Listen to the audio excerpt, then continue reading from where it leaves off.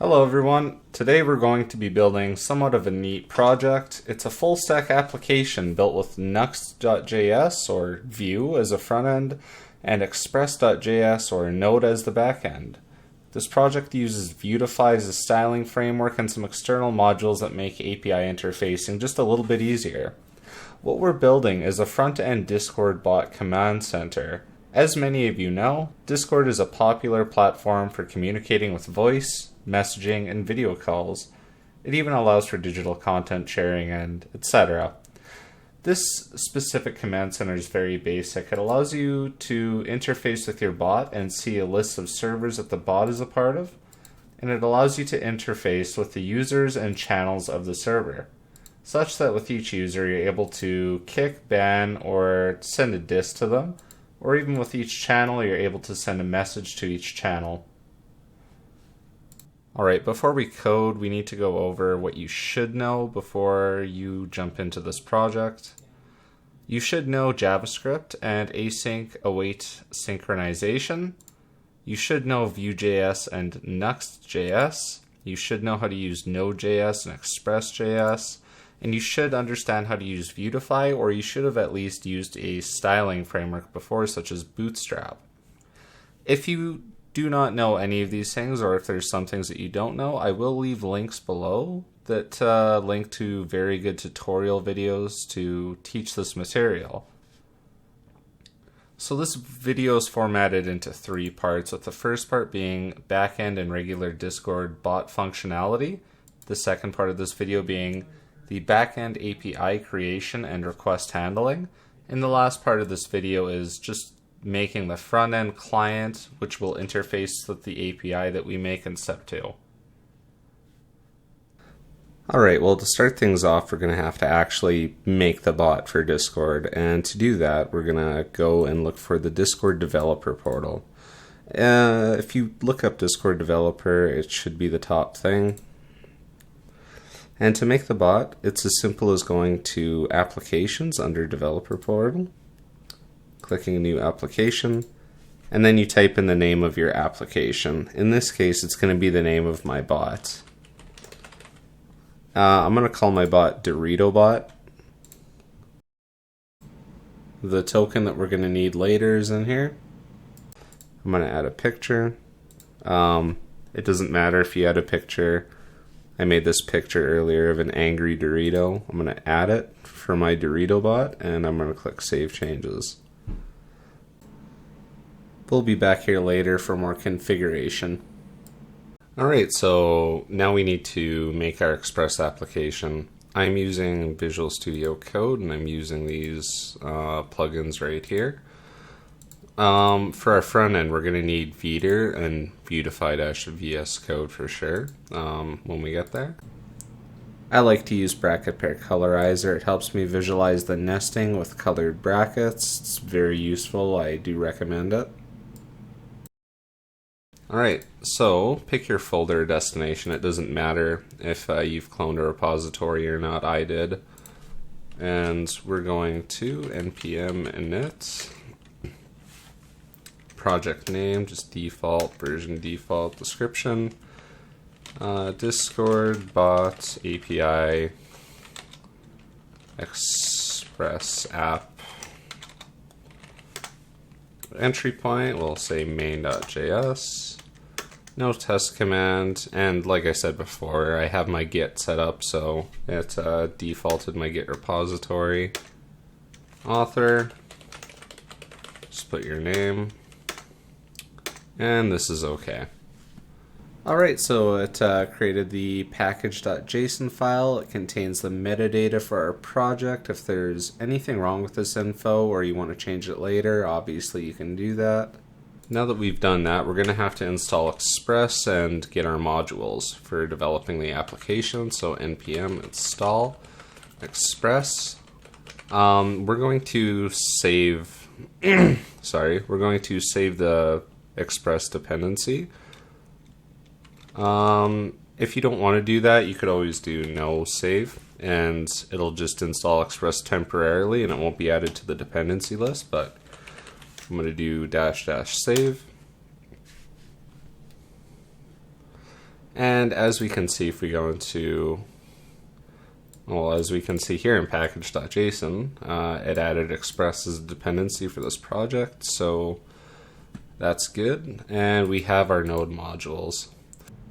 So if you're using GitLab or GitHub like I am, you're not going to want to add the node modules to the repository. It's a waste of space and it's unnecessary since when you clone the project, you're going to be installing all of the dependencies again anyway. So we're going to add a git ignore file and add node modules to it so that we don't push this to the repo. Modules. I'm going to save that. And we went down from several hundreds of changes to just down to 3. Alright, now we're going to have to make our entry point. If we remember, it is what we set it to be earlier. It defaults to index.js, but I set it to main.js. So you can do touch main.js or index or whatever it is that you've set the name to. You could also just create it here with new file. And once we're here, we need to set up Express. So I'm going to comment there. Const express equals require express. Alright, and then we're going to have to do const app equals express. And this is going to allow us to mount and mount middleware and do routing.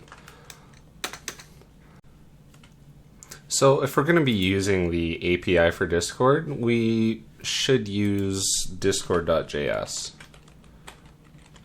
If we look it up here and we bring it, we have Discord.js. It's a node module. We can interact with the Discord API using an object-oriented approach.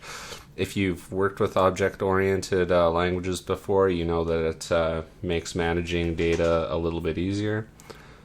So we're going to install discord.js as a dependency to our project. So npm I or install discord, what was it, discord.js or .js?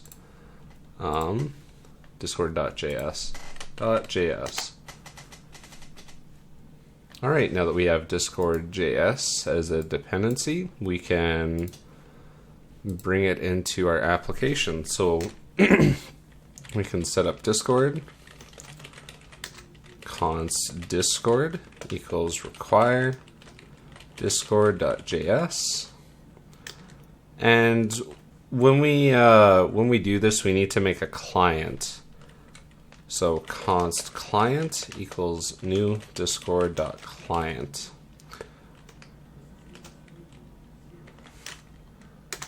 All right. So the next thing on our to-do list is to take our bot and configure it on our Express application and to log in with it. So to do that, we are going to reference the Discord.js API. And if we look in, I already brought it up, there is a client.login and you enter in the token. Now, we don't currently have a token yet. We need to go back to the Discord developer portal and get that set up. But for now, we'll put the code in our Express application and we can put the token in later. So we'll do client.login. And right here, we're just going to say token for now. It's not going to do anything. It will throw an error if you try and run it. So what we're going to do is we're going to go to our Discord bot and we're going to go grab the token.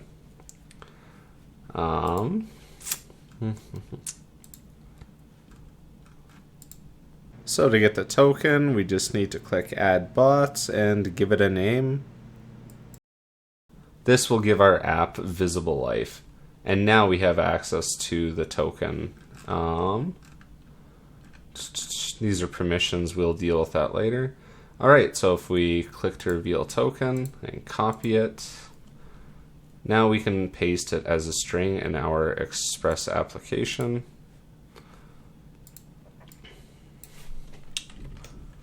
Paste.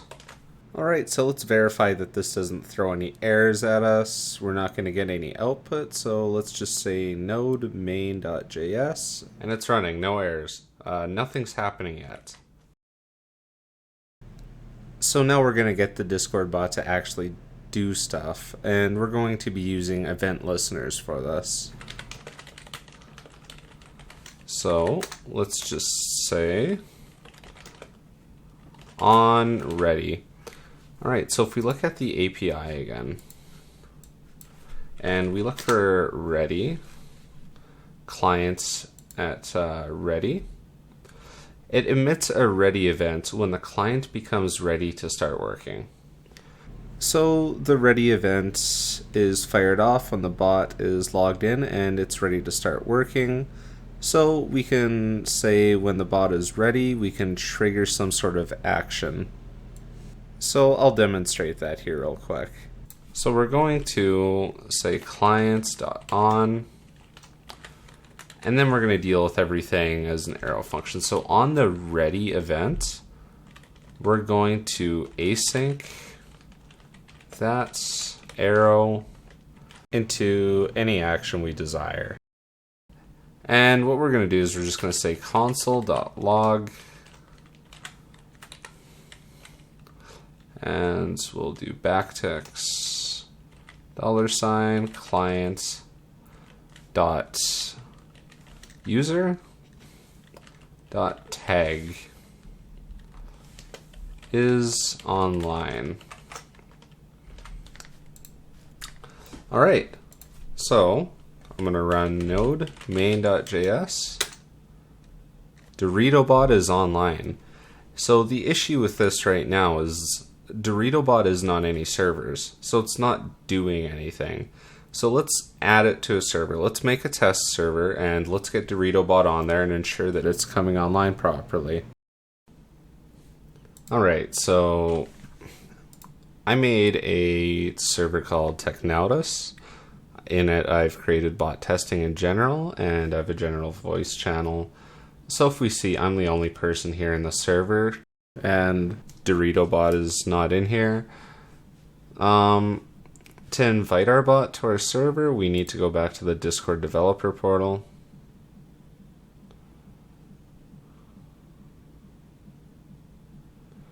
We need to go to OAuth, and we need to select the scope of our application to be a bot, first of all. After we select the scope to be bots, we can select the bot permissions.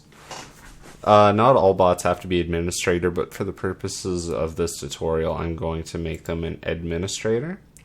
After you select that, you can copy the link up here, and when you follow the link, it will ask you to add DoritoBot to a server. And it's only going to ask you to invite DoritoBot to servers where you have the permissions to add a bot to. So I'm going to invite him to Technautus. Confirm that you want to grant DoritoBot administrator. Authorize. I am a human. Alright, so if we look here, we see that DoritoBot is here. He is offline. So let's just bring this to the side really quick. Bring this over here.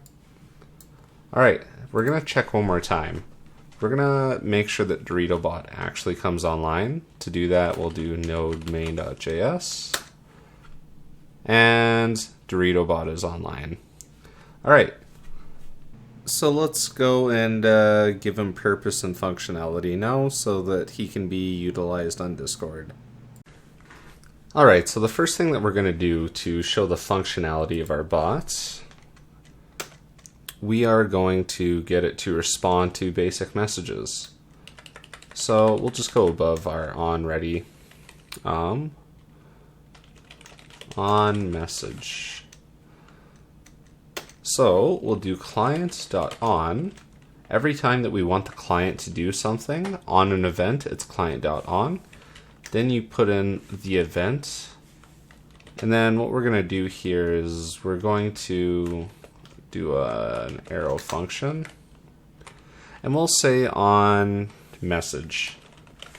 and it's going to take in message, and we're going to be able to view that message and respond to it. So if we look here, we can console.log. We'll use backticks.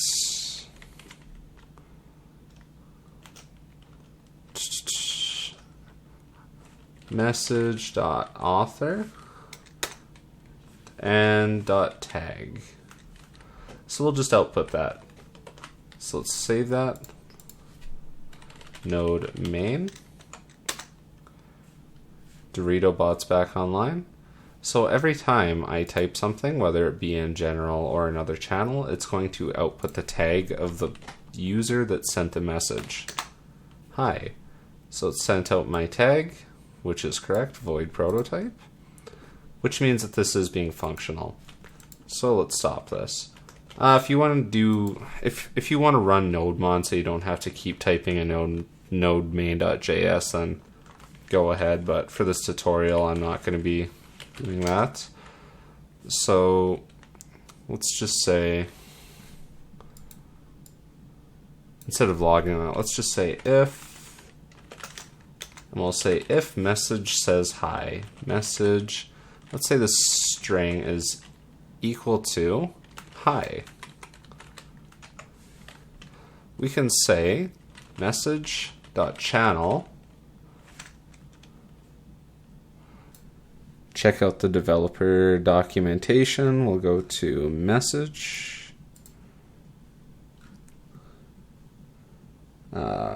.channel, message.channel, and we see that it's of type text channel, and we are able to send messages. We can pass in content or options. We won't pass in options, we'll just pass in content for now. So let's do that. Message.channel.send, and let's add in our content. Hi there. I hope you are doing well. Let's get rid of all these semicolons. We really don't need them. And we're going to refactor message into MSG. MSG.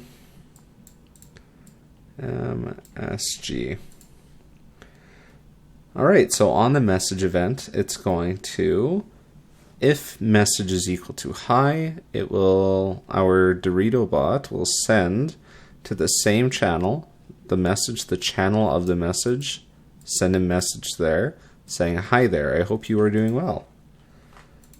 So, oh man, this is ugly. The heck? There we go. Let's clear that. Clear. Node main.js. So we'll move that to the side here. We'll grab our Discord. And we'll just go to bot testing. We'll say hi. Huh. Dorito bot's not sending a message back. This is very suspicious. Oh. Messages of type discord.message. It's not actually a string. So if we're gonna, we need to get a message content string, I believe. So if we go back to message, content, and it's of type string, and it contains the content of the message. So we're gonna go back to our code and say .content. There we go. Alright, so if we rerun this, clear node main.js, and go back to our Discord, type in hi, you will see that our bot successfully replies to us on the channel of which we send the message. Alright, let's move on to the next step.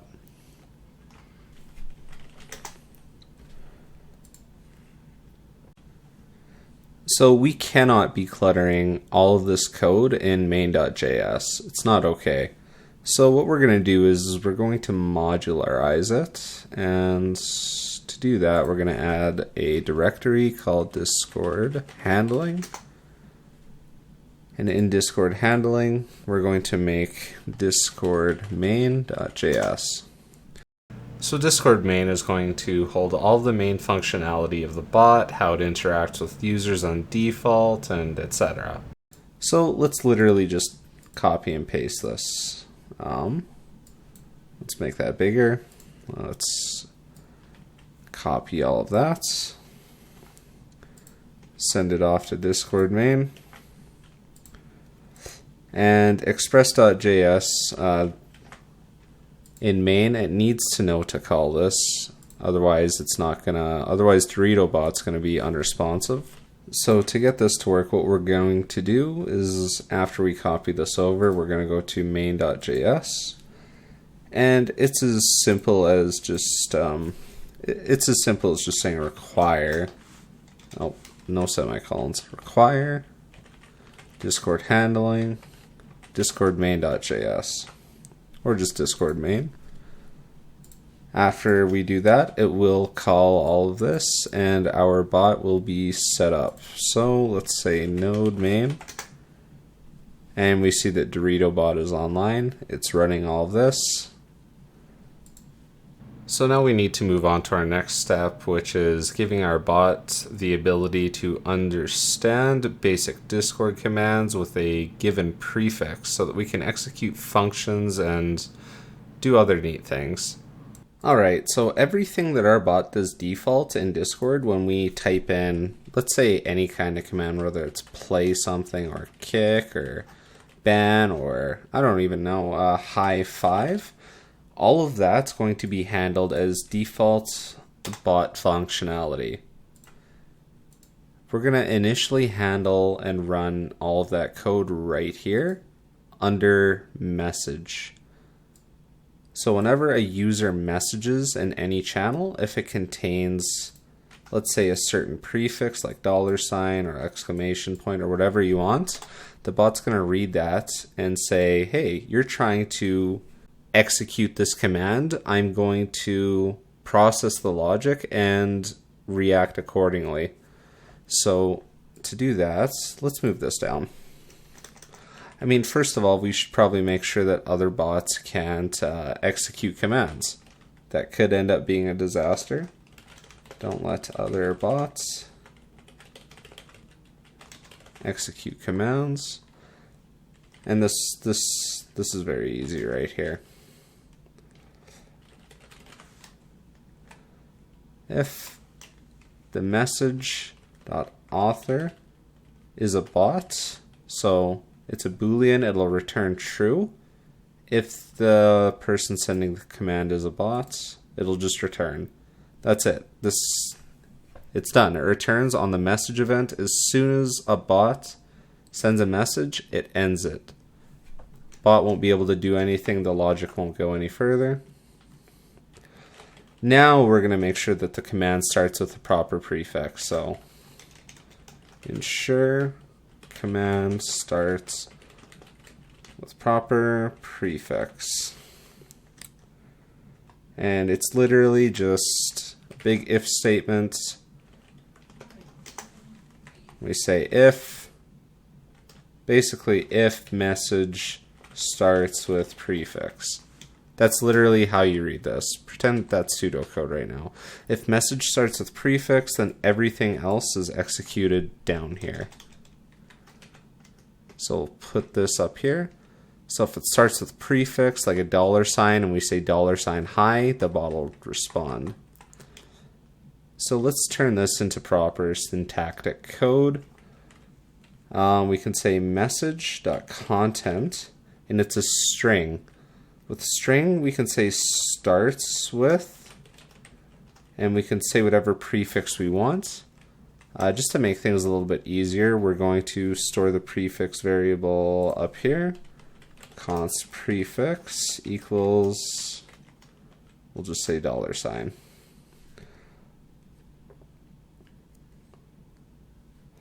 All right, so starts with, let's say, prefix.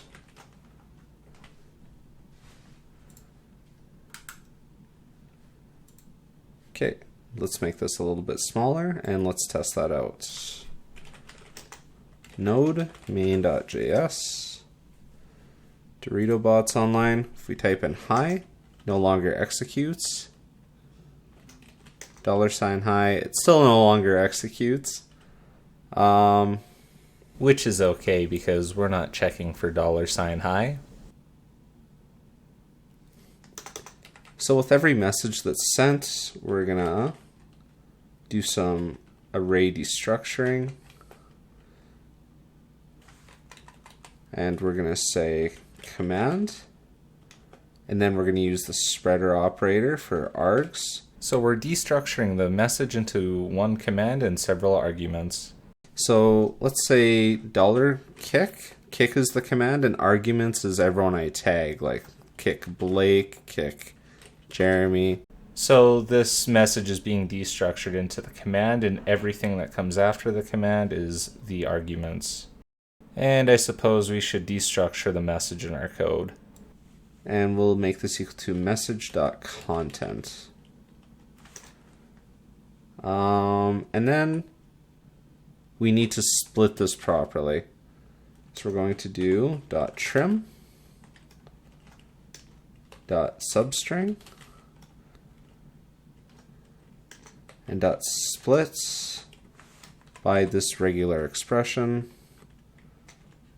s plus that. So we're splitting it by spaces when we're grabbing the substring, which is the length of the prefix dot length, because the prefix might be $signs, for example. So instead of saying one, we'll just say prefix dot length. Just to clarify, we've taken message.content and removed trailing white spaces from each end by using trim. We've then taken a substring of message.content where the starting point of the substring is prefix.length and returns everything after as a substring. Then finally, we've separated everything by spaces and stored the values into command and args. Now, after doing that, we're going to do some command handling. And let's make sure that we're getting the proper values from that. So console.log. Let's just say command. So if we run this, node main, let's say I type in just kick, for example. Kick is the command. If I type in kick and then a bunch of arguments, it's still only reading kick as the command. Let's say ban or dis or anything. Anything followed by that prefix $sign is now going to be treated as the command that we handle in here. Everything else is going to be treated as arguments within the spreader operator. So now that we know that we're treating the command properly, now we can say message now we can reply with our bot if we say hi. So instead of message.content, what we're going to do is just say if command equals hi. So if we say hi to our bot, I need to restart Node. This is why you use NodeMon when you're programming, so you don't forget to restart it. Either way, if I go in and say $hi, DoritoBot's going to say hi there. I hope you're doing well. So now it only works with prefixes. These are commands. We're going to do some command handling. Now we're going to have a few basic pieces of functionality with our bot. We're going to allow kicking, banning, and dissing, I guess. So let's handle that. Before we do that, we need to handle case sensitivity, so I'll just keep this piece of code here. You will notice a common issue. If you execute a command, let's say it's capital HI, it is case sensitive. So to deal with this, we want DoritoBot to respond to our message of hi every time, regardless of its case sensitivity. I mean, it's someone saying hi to you. It doesn't matter if it's case sensitive or not. Let's cancel that. And what we're going to do is a very simple trick of converting everything into either upper or lower case. So we're going to go to right here. And we'll say constant CMD, which is short for command, and we'll just make it equal to command.to. You can make it to lowercase or to uppercase. I'll make it uppercase. It's really up to you. To uppercase. Now, every time we compare with the if statements, we need to make it in all caps. Otherwise, it's not going to work. So now when we go and execute this, you'll see that no matter what our message is, it's no longer case sensitive. So we'll go here, we're running, say hi all caps, hi lower caps. Oh, that was a mistake. We need to check CMD, not command, CMD. There we go. Hi, capital hi, capital H, lowercase I, lowercase h, capital I. No matter what you type in now, it's no longer case sensitive. So that's how we're going to be handling our commands from now on. So we're going to remove this, we're going to remove our bot's ability to say hi. Unless you really want to keep that, it's your bot. Do whatever you want with it. So we're going to add in kicking, banning, and dissing. So let's just say, oops, kick, ban, and diss. We want our bot to be able to diss people. I mean, it's an angry Dorito. Why would you not want it to diss people, right? And all of them are going to start out very simple. If command equals kick, right? The if statement is that simple. If command equals ban, and if command is diss. Don't forget to do it in all caps because we're converting to uppercase up here. So if you don't, there'll be trouble. Now, for the sake of modularity, since we're going to be using an API, we want to have a JavaScript folder dedicated to function calling. We'll just call this functions.js. And in functions.js, we're going to need Discord. We're going to have to use Discord client command. So const Discord equals require in this directory Discord main.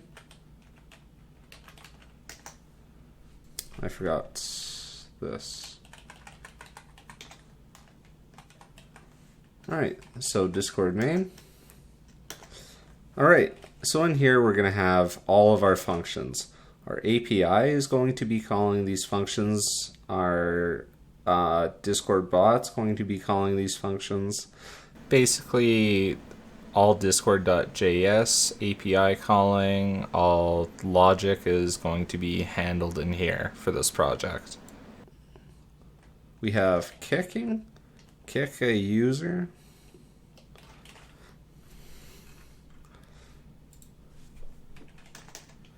We have banning, ban a user. And we also have dissing, diss a user.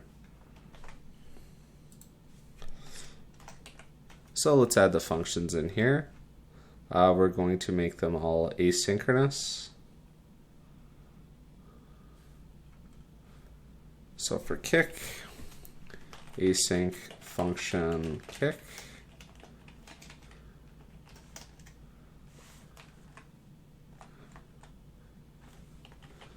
Do kicking, async function ban, do banning, async function dis the enemy.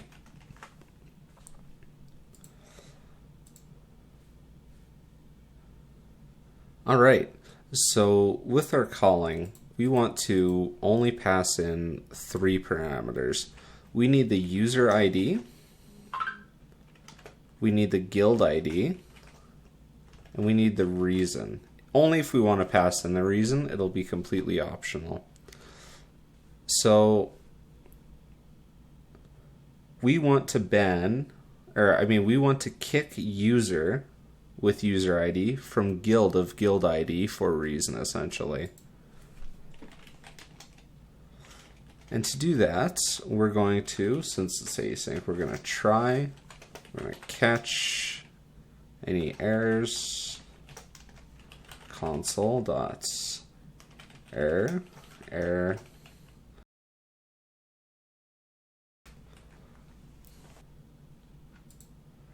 We need to export the client. We need access to the client. We haven't done that yet, so we're going to go back to Discord main. We have client, module, not module. We're going to say export. Sorry, exports.client equals client. Now when we go into our functions.js,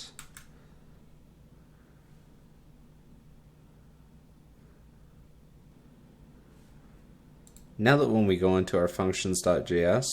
going to be able to use the client. We're going to be able to say discord.client, for example, and do client functions. So if we're going to be kicking or banning or doing anything with the user, we need to access the API and see exactly how to do that. To do that, we have access to the client. Let's go to the client.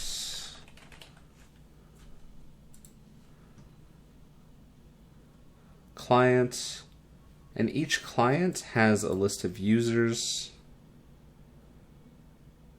not user.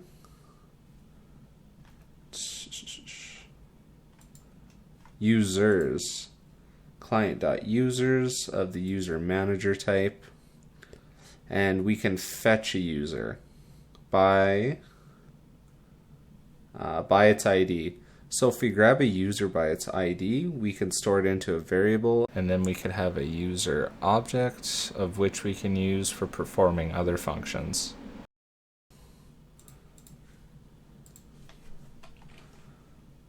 Let's do const kickable user equals await discord, and we have Discord right here. We're going to say discord.client.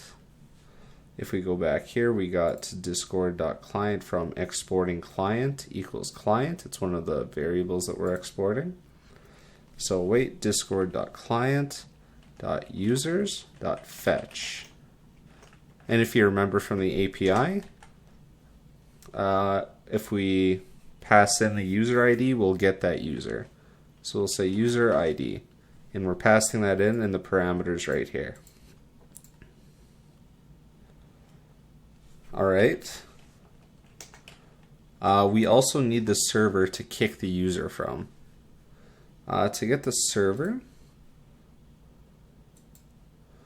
we have clients, and servers in the Discord.js API are actually called guilds. So it would be .guilds, it would be client.guilds, guild manager, dot fetch. And you can fetch a guild by its ID as well. So let's go back here. Const guild equals await discord.client.guilds.fetch, and we'll fetch it by the guild ID that we pass in the parameters.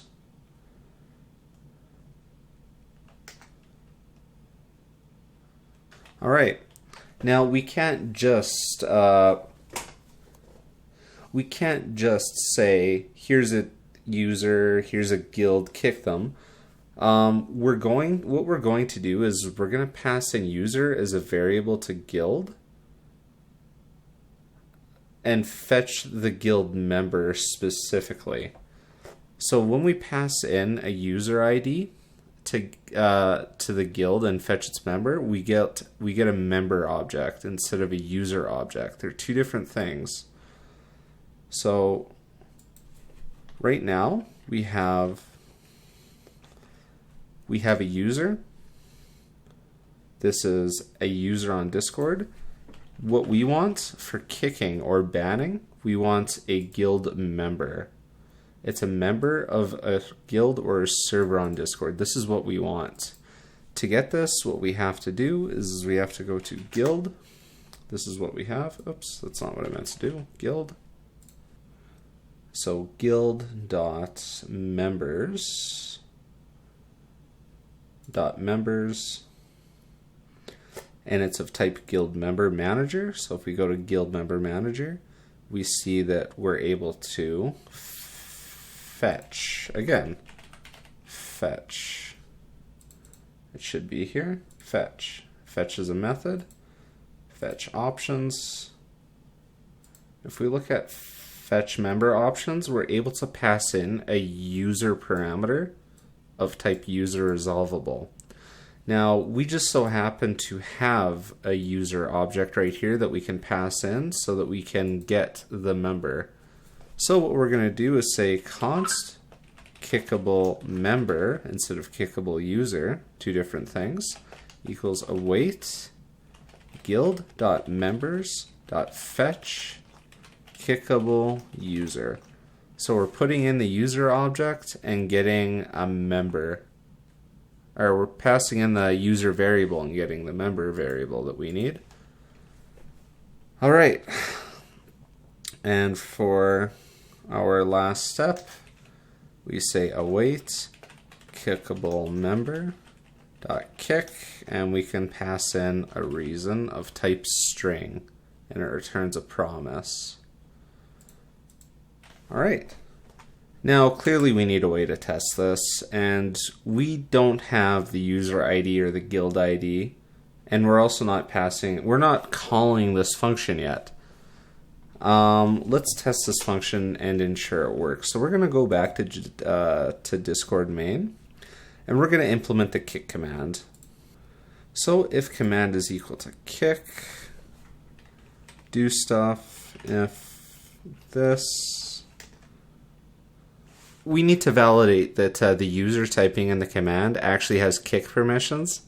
It would be a disaster if a bot was able to kick and any user could call the kick. So if I'm just a regular member on a server, I don't want to be able to call the kick command and be malicious and kick anyone that I want. So if message.member.hasPermission, and there's a bunch of permissions. If you look here, there should be one for kick members. If it has kick members, or if it doesn't have kick. We'll say if it doesn't have kick, we'll say console.log or console.error. We'll say member message.member does not have kick permissions, and we'll just return else.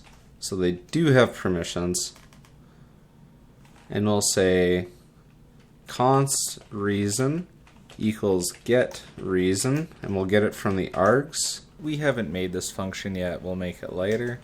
Message.mentions. So every time a user goes in Discord and types in the @ sign and tags someone, so like void, this is a mention. So it's grabbing the mentions, and we're going to use the mentions of whoever's being kicked to kick the user, essentially. So message.mentions.users. So everyone that was mentioned.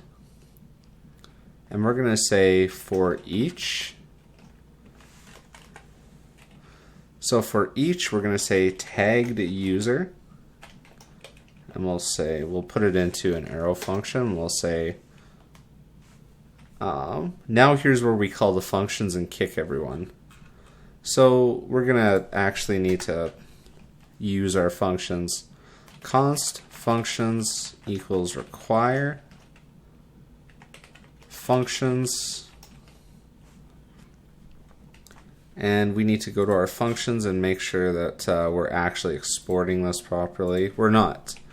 So module.exports, and we'll do this because we're going to add in kicking, dissing.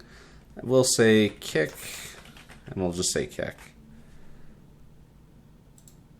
So we're exporting that. We're able to access the functions now. So we're going to go back here. What we're going to do, we're going to finish this piece of code off. We're going to say functions, because we called it in up there just now, dot kick. And we're passing in 3 parameters. If you remember, we're going to pass in the user ID, the guild ID, and the reason. To get the member's ID, we're just going to take the message and say guild.member, and we're going to grab the tagged user because we're iterating through all the tagged users of all the mentions. So tagged user, and it's as easy as saying .id. And then we need to pass in the guild ID. We're going to say we're going to ban them from the guild of this message. So message.the guild it was sent in and the ID of that guild. And we're going to pass in reason. Alright. I put in get reason here as a placeholder. We need to make a function that is able to distinguish the difference between tagged users that we're kicking from the big long string that we're giving as a reason. As of right now, the string that we're giving as a reason has been separated earlier by spaces, so we need to handle that. So we're going to go up here above the startup, and we're going to put a function here saying function get reason. We're going to pass in args. We're going to concatenate each valid argument.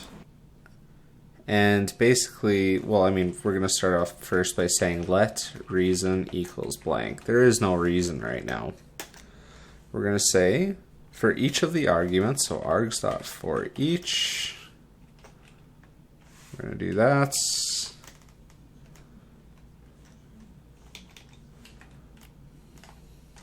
Args.for each. We're going to say for each argument arrow function. And then we're going to say we need to start by making sure that each argument doesn't have the @ sign or it's a tagged user. We're going to say if the argument doesn't start with any of these special characters,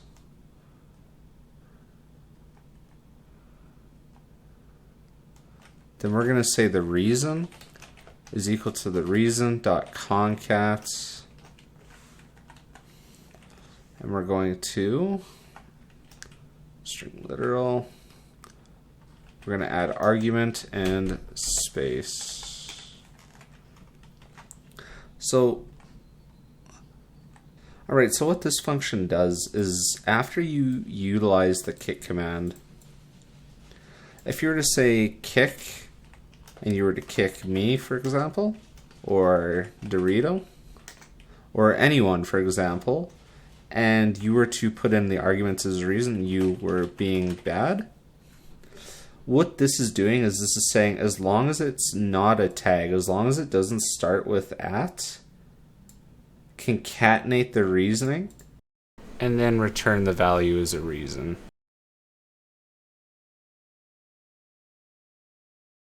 So we're just going to return val, which should be equal to reason.trim. Since we're always adding white space at the end of our concatenation in the for each. Alright, now that we've done that, we need to test this command out on somebody. So let's go to our Discord. Let's invite another random bot here. Let's just say ToddBot. Let's invite ToddBot. Let's invite Technautis. I am human. Alright, ToddBot's made it. When is the next Skyrim coming out? Alright, so ToddBot is working just fine.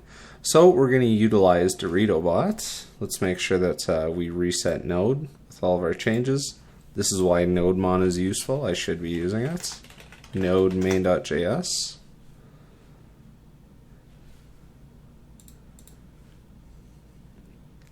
Let's go here and let's say kick at Todd. And for the reason you're not releasing the next Elder Scrolls. And as you can see, Todd is gone. If we look at the audit log, DoritoBot kicked ToddBot for the reason you're not releasing the next Elder Scrolls. So, that worked out just fine. Let's go implement the ban command now. So the ban command is roughly the same thing. However, a user does not need to be in the guild or the Discord server for the ban to take effect. You are adding their ID to the ban list, and if they are already a part of the server, they will get kicked as well as banished from and not being able to join again. So to implement ban, we're going to go back to functions. User ban, it's an async function, so we're going to catch any errors.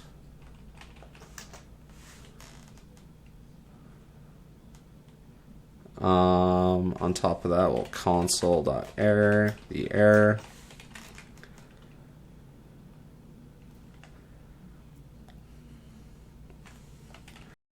So what we'll do now is we'll do the same thing as we did above. We need constant user, so we'll call it bannable user, kind of like what we did up here, except up there it was kickable user. We have bannable user equals await discord.clients.users.fetch user ID. Now I forgot to add in the parameters. It's going to be the same thing. When we ban someone, we only care about their ID, their user ID, the guild that we're banning them from, and a reason, if you really want to include a reason. So we have bannable user. We need our guild, so const guild equals await discord.client.guilds.fetch guild ID.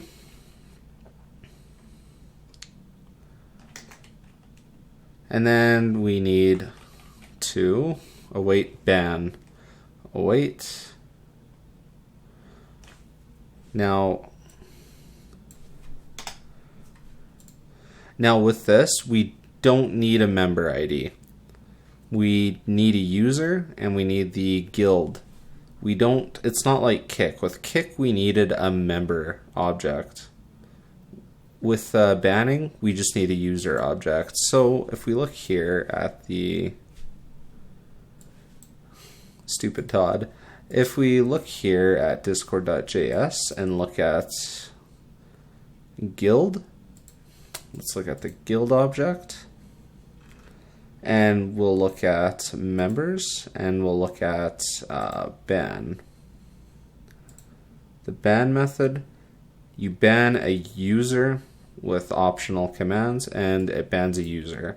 And the user that it bans is of type user resolvable. It doesn't have to be a member. So we'll go here. We already have a user of type user resolvable. And we have a guild. So what we're going to do is we're going to await guild.members.ban. And we need to pass in the user, bannable user. And we're also going to pass in the extra arguments too. And let's take a look at this. The extra arguments passed in, we can pass in options.days and options.reason as an object. Options.days, it's the number of days of messages to delete, must be between 0 and 7. It defaults to 0. We can also say the reason for banning. So here's what we're gonna do. We're just gonna keep it default to 0. We can just type it in here. We'll say days 0. We'll say the reason for the ban is reason, which we're passing in right here. So we passed in the arguments for the ban. Now we need to implement this in Discord main.js, and we're going to test it out. So after this, I'm going to push these changes to my Git repository. Alright, so if we go here to where it says if command equals ban, we're going to start off by saying if, and we're going to make sure that they even have the ban permissions. So if message.member.has permission, and let's see, ban should be on here. Oops.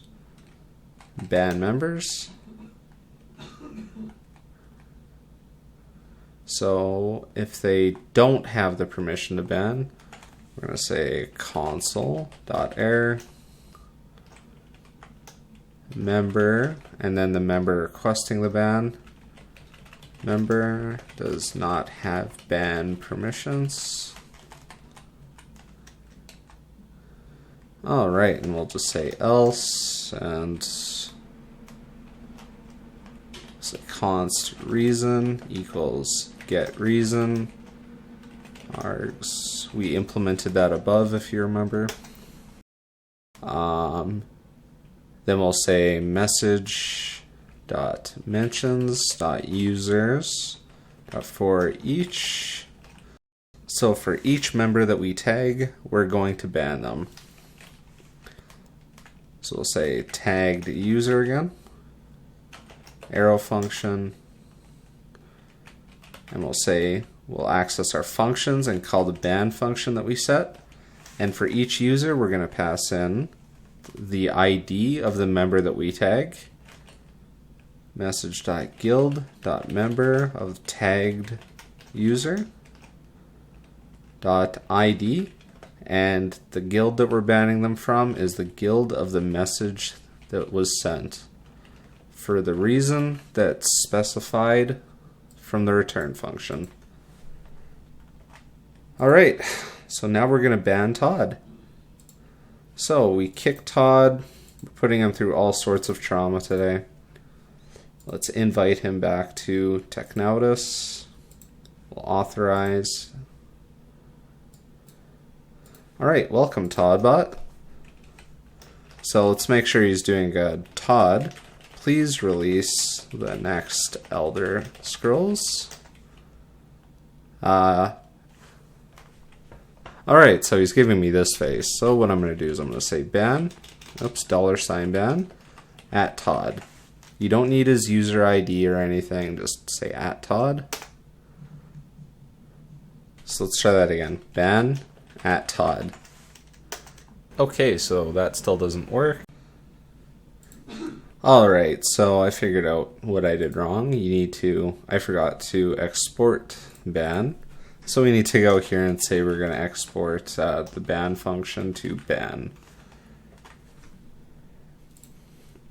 Alright, so now it should work. So let's node main.js. We'll go back here and we'll ban Todd once and for all. Alright, we banned Todd. We forgot to add a reason, but if we look here and we look at the audit log, we'll see that DoritoBot banned ToddBot. If we look at bans, ToddBot's in the ban list. We can revoke the ban. And that's how you implement the ban command, just really simple. Let's go back and we're going to get our bot to be able to dis now. Before we implement the dis function, I'm going to push this to the repository, but before you push it to a repository, you really don't want to be pushing these keys outside of the local environments. You want to keep them in the local environment. You don't want to push them to the repo for everyone to see. So I'm going to be copying this. And here's what I'm going to do. I'm going to do npm i.env. So if we look in package.json, we now have .env, and what this is going to allow us to do is store environment variables for our project. So I'm going to create our config.env. So in our config.env, I'm going to be able to say Discord bot token and make it equal to this, but without the strings, or without the double quotes. There we go. Our Discord bot token is there. We're going to have to configure this in our main.js. So let's set up our .env, configure.env, and we'll say .const.env equals require.env, and we'll say .env, and we'll configure it. And we're just going to say its path is /config.env. Alright, so we've pointed it here. We're going to go to our git ignore. And we're going to say any environment variable file. We don't want to be pushing that. There we go. Config.env won't be pushed. And we're going to go back to our Discord main where we did the client login.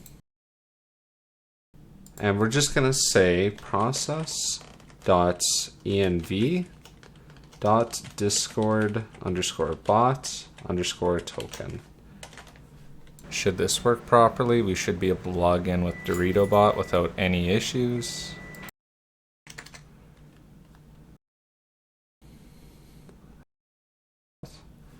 And he's online.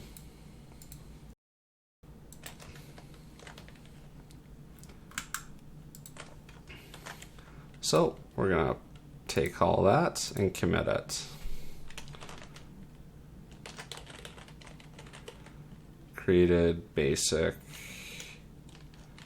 word bots with kick and ban functionality.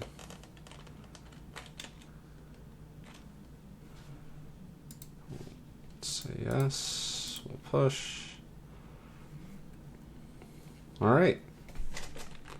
So to diss people, we're going to be using the evil insult generator. If you Google evil insult API, it will take you to a free API webpage that will give you access to an API to generate evil insults.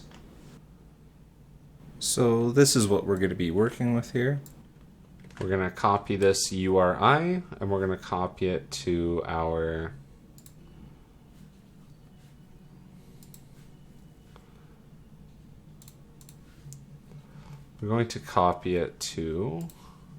environment variables. It's not so important that we need to copy it there, but you know, whatever. Insults gen URI equals this. Type is always going to be equal to JSON. It doesn't matter if you put it in the config. It doesn't matter if you add it as an environment variable or not. So now we're going to go to our functions and implement the diss command. We're going to insult our enemy. So with the diss command, we need to know the channel that we're going to be sending the message to. So channel ID, and we need to know the victim. How you want to implement the victim is up to you. It's just going to be a string for me. So async try will catch the error. Sol.error error. So let's generate the insults. Generate insults. Alright, so in order to send these requests, we're gonna need node fetch. We don't have that in our package.json, so what we're going to do is we're gonna say npm I node fetch.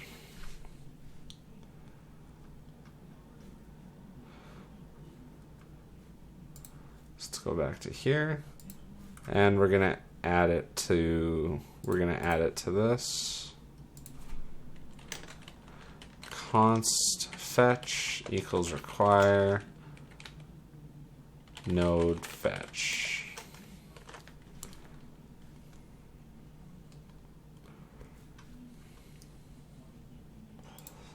So we have const response, and we're going to say it's equal to await fetch process.environment, and we're going to send it to the insult generator URI. And then we're going to get the response const data equals await response dot. We want to turn it to JSON. We can't currently turn it to JSON right now because we're not using any middleware that can parse the data into JSON. If we're going to do that, we need to just go here, middleware to parse, body to JSON for all JSON requests.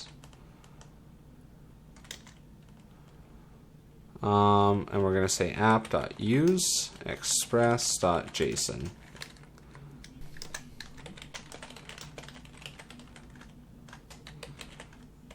Alright, so now that we have the middleware to parse JSON, we're not going to run into any issues, so we'll say response.json.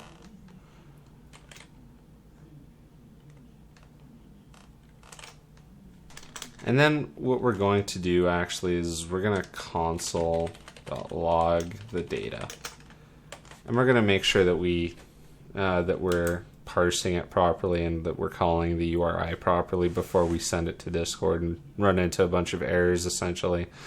So in order to test this, all we need to do is call it from Discord main under dis. So it's literally as easy as just saying functions.dis. We're going to pass in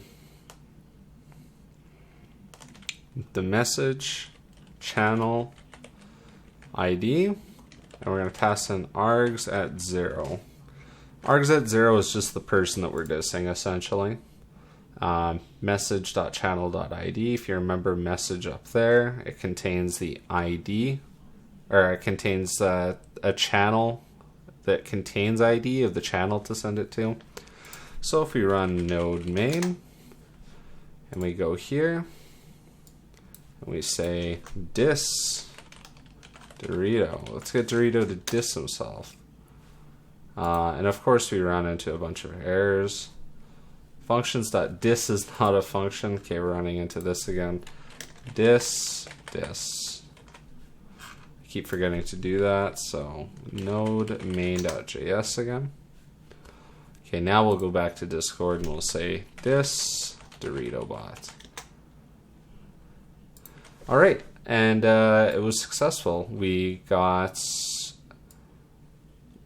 all this data back with the insults, the object. It's not pretty watching a jackass trying to eat a pomegranate.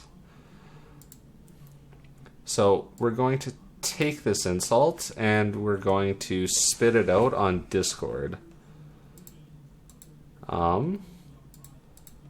So to get the insult, we clearly need to grab object.insult from the JSON string.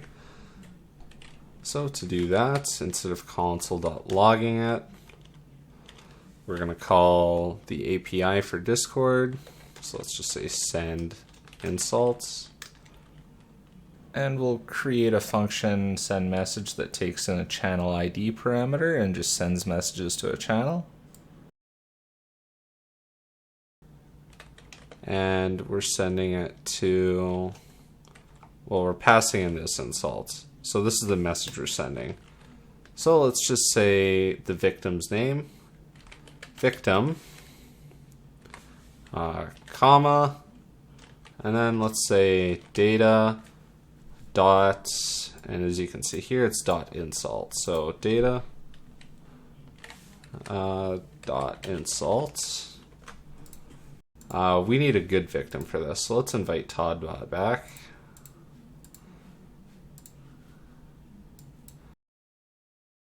Now, dissing him would look like this. Diss at Todd. And of course it's not going to work because we never implemented the send message function yet, but this is what it's going to look like. And of course Node's going to throw an error. Send message is not defined. So now we need to go and define it. So let's say send message to channel. Async function send message. Try catch error console.error error. And it's going to be as simple as saying const channel equals await discord.client.channels.fetch, and then we pass in the channel ID, and then we say await channel.send, and then we pass in the message. I don't know what that is. Send message channel ID message. Almost forgot to add the parameters.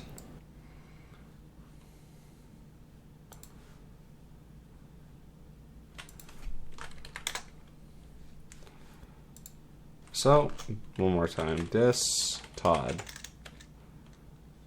That's a little bit inappropriate. I'm gonna censor that. Okay. Let's try that again. Well, this one's a little bit too inappropriate for the video too still. This is definitely working. Oh man. Todd, you're so fat you need cheat codes to play Wii Fit. So that concludes the first part of the video. Alright, now we're going to make an API for our Discord bot. So to start this off, we are going to go to main.js, and we need to set up the API and open ports. And by API, I mean we need to declare all of our routes. So let's say set up API, or set up routes and open ports. And we're only going to have one open port, so const port equals 8000. Or what we could do is go into our config.env and say port equals, let's just say 5000, for example. And as you know from the config.env, it's going to pull the port value from here. If we say process.env.port, if there does not exist an environment variable for ports, we need to say or, and then you put in any port you want here.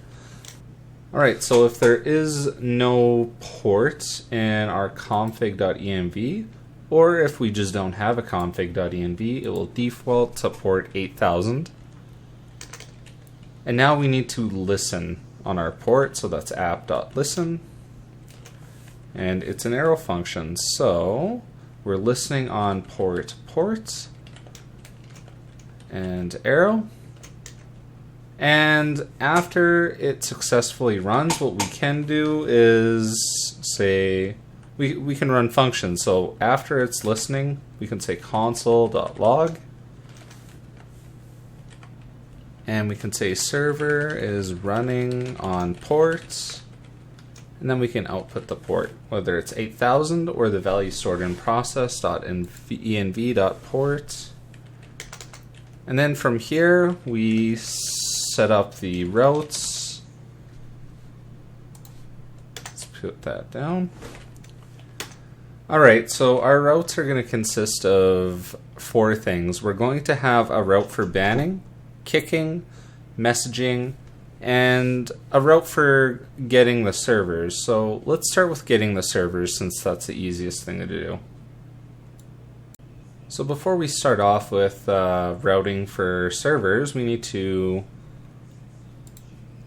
create oops, I didn't mean to do that. We should create a directory for this. So we'll create a new folder.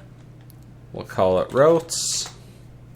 And inside of routes, we'll make another folder and call it the API V1, or for this project, I'll just call it the API. You can call it whatever you want. And we'll have servers.js. And we'll set up everything in here too, just so we don't forget to implement anything. So ban.js. We'll have kick.js. And we'll have messaging.js. So these are the 4 major functions that we're going to be able to do with our API. And now we're going to route to them. So if we go to, we don't need Discord handling, and go to main.js. Alright, so now we'll say app.use. And the route that we want people to default to when they call our servers is /API/servers, or API v1, or whatever it is you set it to. And it's going to route people to here, to / in the directory of routes, API, servers. Alright, so when people call our API and say servers, we're going to be able to set additional routing in our routes API servers.js. Now let's get that set up for everything else. So we have app.use. Let's just copy and paste this.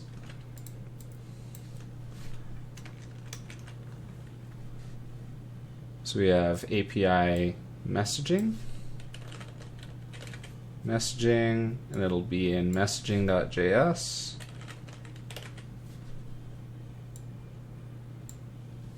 We have kick, and that'll be in kick.js.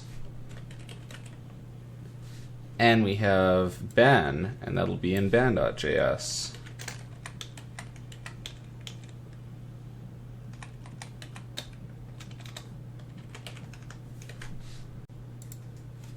Okay, now we'll go to servers.js and we're going to handle the routing in this file. So we need to start off by declaring express, so const express equals require express. And after doing that, we can declare the router so that we can do things like get, post, put, etc. So const router equals express.router. And one more thing we're going to need access to the Discord client. So we need to do const discord or discord info equals require. And if you remember from before, we're exporting the Discord client from Discord main. If we look here, exports.client equals client. So dot dots dot dots. So we're going back to directories, Discord handling, Discord main. So now we have access to the client and the client info. So now that we have now that we have a router, actually, we're going to need to export this. So module.export equals router.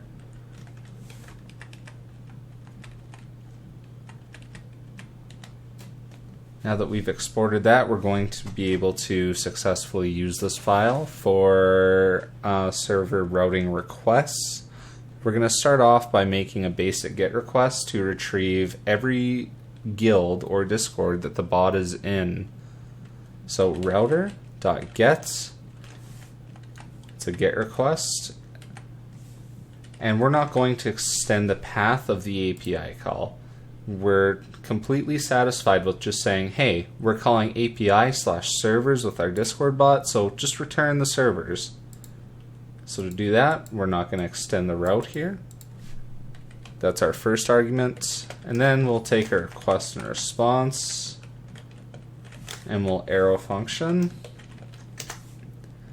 And we're going to say, well, we can get the list of guilds and return it. And if you look at discord.js, you'll find const guilds is equal to, it's Discord info, we called it up here so that we could have access to the client, so .client, and then client has access to the guilds, or our bot has access to the guilds, so .guilds dot, and we can look at the cache, and we can actually return this for all the information. So we'll do that here. And we'll just console.log it. .log guilds.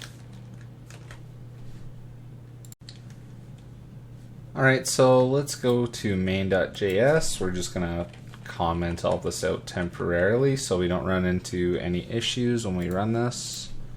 We'll say node main.js. Server's running on port 5000. DoritoBot is online. Alright. That's working just fine. So to test this, we need to make calls with a tool called Postman, or any other API calling tool that you might have handy. I like to use Postman. You can obviously use whatever. And we're going to be testing, the first thing we're testing is servers.js. We're going to make sure that we can get all the servers. Alright, so the routes that we've set up, if we go back to main, we'll see that we are calling /API/servers at whatever our host is. Because we're running this on localhost at the specified port of 5000 in my case, I would be making an API request call to localhost /5000 /API/servers, and we're not returning any data yet, so this is going to be a request where we cannot get /servers. We're not responding to this request. But let's go to headers and say content type. We'll say JSON, application JSON, There we go. All right, so we're going to send this request. It's not going to do anything, of course, but when we receive get requests, what we need to do is go back here and actually turn our server on. There, now we'll send the request. And what we've done, we've received the request, and upon every GET request that we receive, as you see here, we are printing out in servers.js the guilds. Now this is the information that we're collecting. So what we want to do, for the purpose of our project, we only want two things. We only want the guild ID and the name of the guild. So if we look at this whole object, we'll see there is a guild.id and there is a guild.name, and it's Technautis. It's the Discord server that we've created. So we're going to iterate through this and take only the ID and name. So let's shut the server down, clear. So instead of const guilds equals discord info.client.guilds.cache, we're going to change this to, we're going to map this. And for each guild object that we go through, so guild, we want to return a key value pair where the ID is equal to guild.id and the name is equal to guild.name. All right. So now if we rerun this, node main.js, and we go back to Postman, send the request, and we look back at our console window, we just have the ID and name. This is exactly what we want. So we'll clear that, and what we'll do, instead of console.logging it, response.status of 200.json, we'll send the guilds. We need to do error throwing in here, so we're going to need to do a try catch.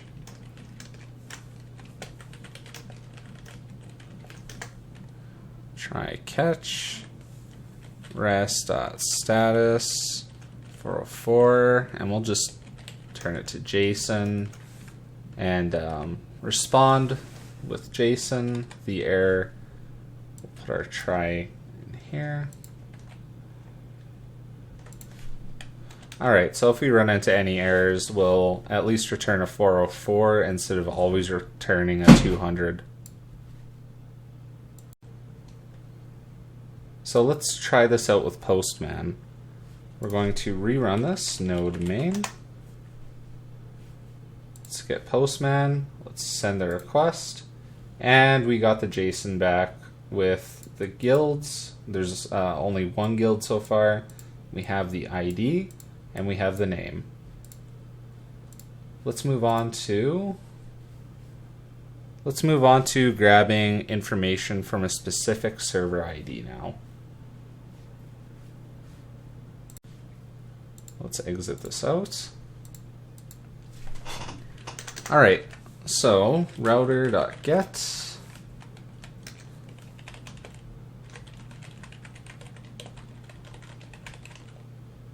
get specific metadata from server with ID.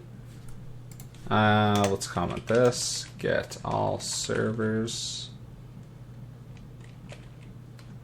ID and name. All right, so router.get, we're going to extend the path with a dynamic variable called server ID. Right now, if we were to call this, we would just be calling the API the route/server ID. But instead of people saying server ID, we want them to put a value in there like server ID of 10 or 20, for example. Or whatever Discord server ID that our bot's a part of. to do that, we're just going to add this colon here. So now it's a variable request. So that's our first parameter, and we'll say async. We're going to be making asynchronous calls here. Request, response, arrow there, try, catch, error, and we'll response.status 404, JSON, error.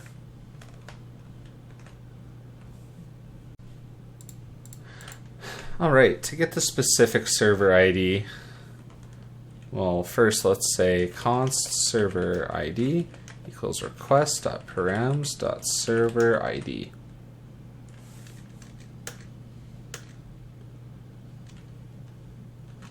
Now we don't actually have a function. We should. If I was being smart, I should have put a function in here that was get server ID. I didn't. I don't recommend this. We're going to be a little bit messy and do the whole call inside of our API routing. I recommend putting it into functions.js, but I'm not going to be doing that for this tutorial. So we're going to say const guild is equal to, and we're going to await Discord info, and we have access to client, guilds fetch, and we can fetch it by server ID. All right. Now we need to decide which kind of data we want to get and respond with. So the data that we want to return, if we send a request to get a very specific server, for this project, I would like to see the members on the Discord. I want to see the channels. And that's it. You can add more if you want, but I just want to see the members and the channels. So to do that, let's console.log.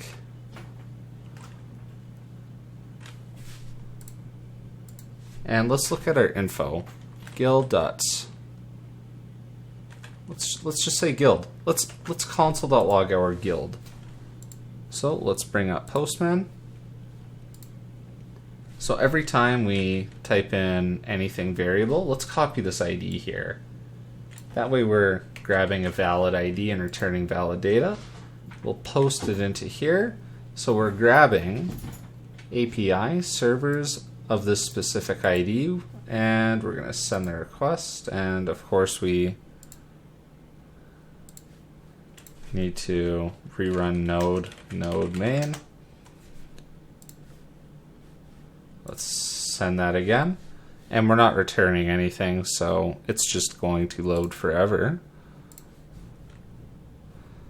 Alright, so if we expand this here, we can see all the metadata that we're returning.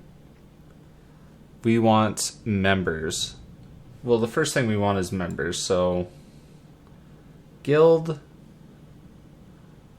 The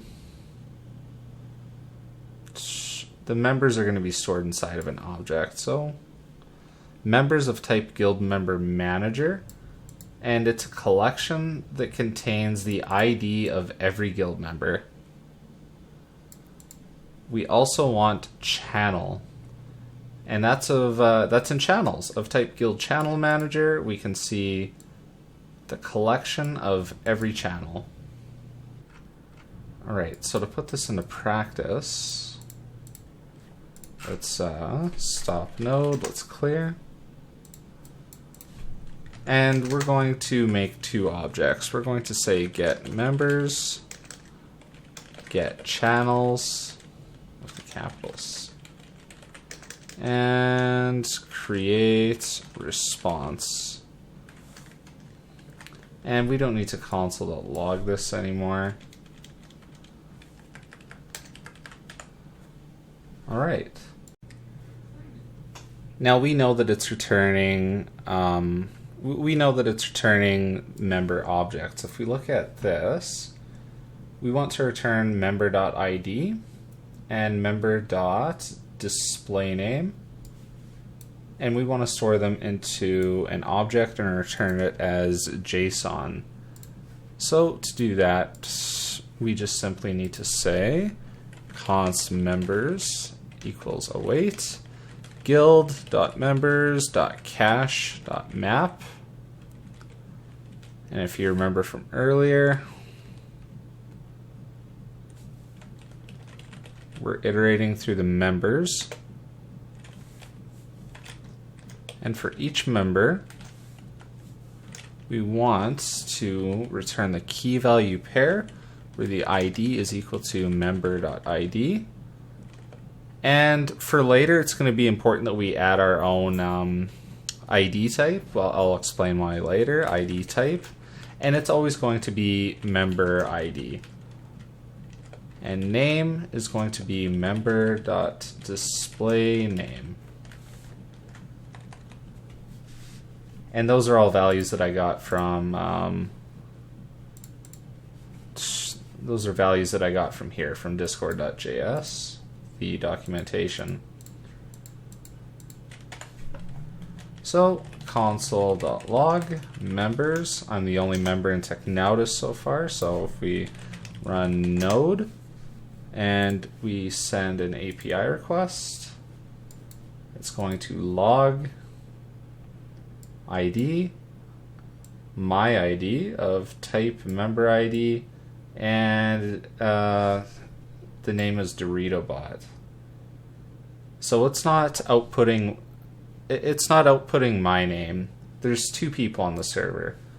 There's three people on the server. There's DoritoBot, ToddBot, and Void Prototype. Alright, so to ensure that we're able to actually view every single member, we need to go deal with privileged intents in the Discord developer portal. We need to go here. We'll go to applications, we'll look at our bots,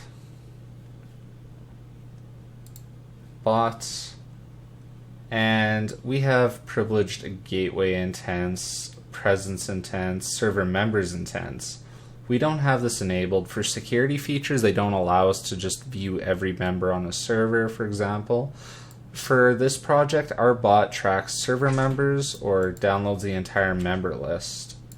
We may need server members intent to receive member events in the member list. Once our bot reaches 100 or more servers, this will require verification and whitelisting. That's something you can add later for your own bot. I'm not going to show you how to do this on here, but to fix this issue, we just need to check this, save changes. If we go back to here and rerun node main, and we send another API request, we will see here that we have... it's not displaying everyone. We're going to need to go and enable the presence intent too. So now we just have every intent enabled so far. Our bot has unrestricted access to information. It's nice to have it shut off if you want to save some computational resources if you're hosting a server with lots of people. So node main.js. Let's go to Postman. Let's send the request for the Technautus server.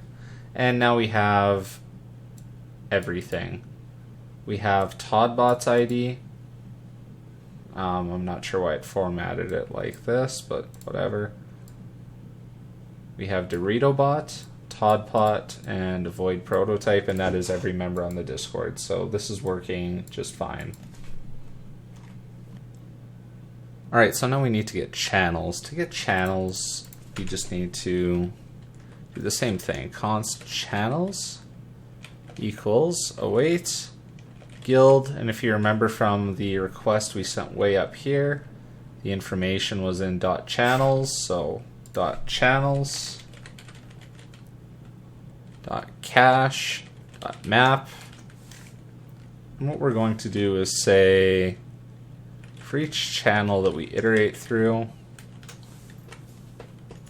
we want to return the key value pair where ID is channel.id. ID type is, well, let's just say channel ID.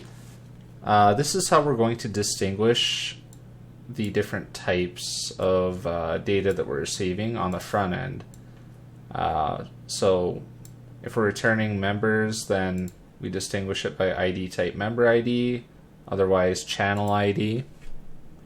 And we're going to return name as channel.name. And we also should return the channel type so we know if it's a voice channel or a text channel. So channel type is channel.type.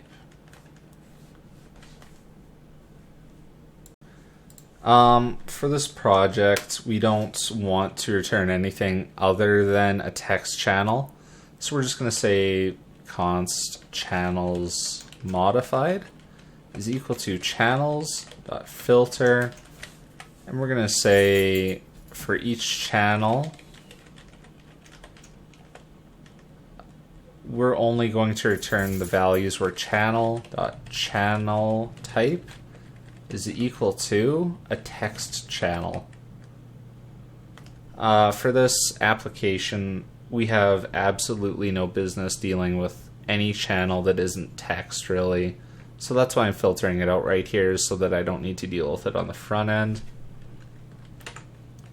So if we create a response, const response is equal to key value members is members, and channels is, if you want to send every channel, you could just say channels, but I'm going to say channels modified.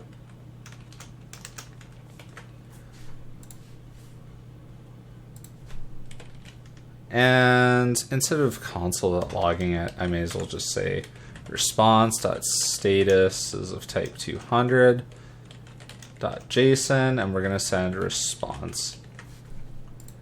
So we're going to run node main.js. Let's open up Postman, and let's send the request for the Technautas Discord server. And we have everything we need. We have member, and we have channels.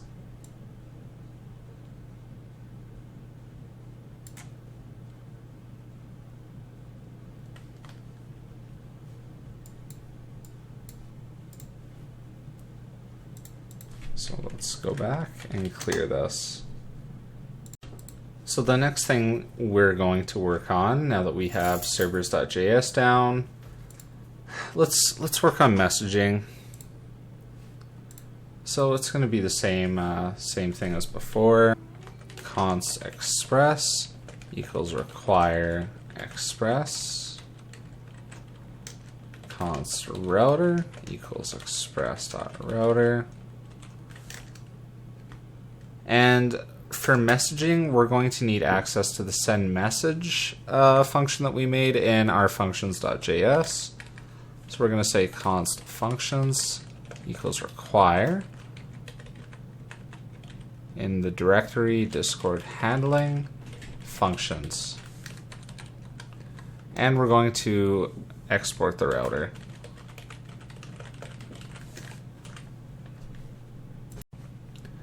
Alright, so we're going to set up two post commands. We're going to set up one where it's just sending a basic message, and another one where we dis. So router.post, and we're going to extend the API route. We have messaging, and we'll just say message. Messaging/message. And we need to know which channel we're sending a message to, so we'll do channel ID. And we'll do an async function, request, response. And we'll say const channel ID is equal to the request params.channel ID. And if you remember from functions.js, We literally have send message right here, where all we pass in is channel ID and message. So let's go back to messaging. Await functions.send message. And we use our passed in channel ID. And we're going to pass in, let's say we accept an API request where the body contains a message. So request.body.message. And we're going to respond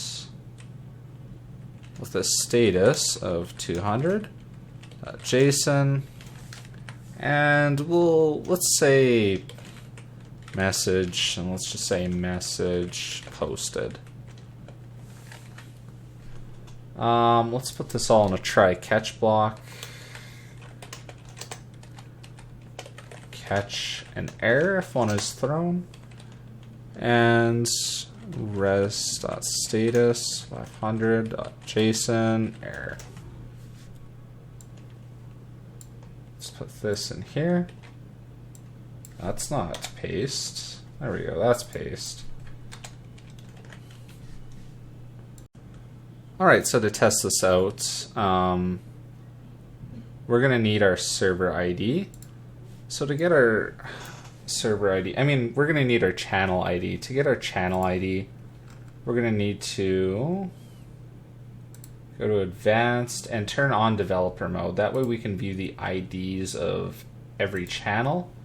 So once we turn that on, we can right click and click copy ID. We want to right click copy ID. I created a channel called API bot test to send message to. So if I copy the ID, I get this number. So every time I do a post request with this channel ID, our bot should be sending a message to this channel. So let's open up Postman. Let's open up a new, we'll say we're sending a post request, and this is our body. And it's going to be a JSON raw body that we're sending. With headers, content type is JSON. Application/JSON. Enter request URI or URL, localhost 5000. API, messaging. Now, it's messaging as per main.js. We go to messaging. Oh, we need to uncomment this. API/messaging, and if we go to messaging, it's going to be /message/channel ID. So /message/channel ID, which I copied from there. And we're going to need to pass in a body, so we're going to send, if we remember, message. That's got to be double quotes. Message. Hi, how is your day? And we need to go back to here. This isn't going to work yet because in our functions, we never exported send message. So when we call it, we're going to get an error. So send message. The function send message, we're just going to bind that to send message. So now we're going to be able to call it with the API without any issues. So if we do node main.js, use our API, send, message posted, and you heard that Discord noise. DoritoBot says, hi, how's your day?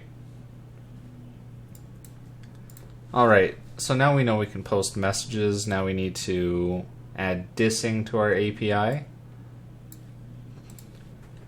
The unlawful diss.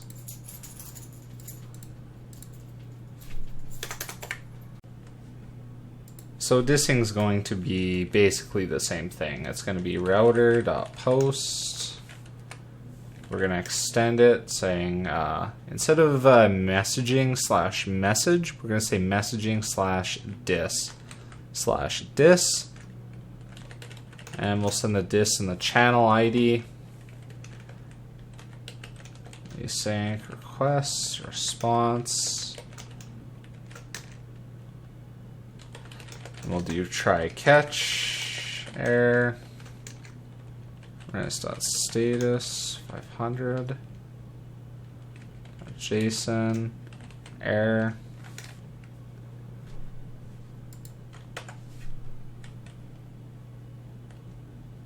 Okay, we'll say const channel ID is equal to the request dot parameters dot channel ID, and we'll await functions dot dis, pass in the channel ID, request dot body dot victim underscore name. And we'll do response.status 200.json. We'll say message is message posted.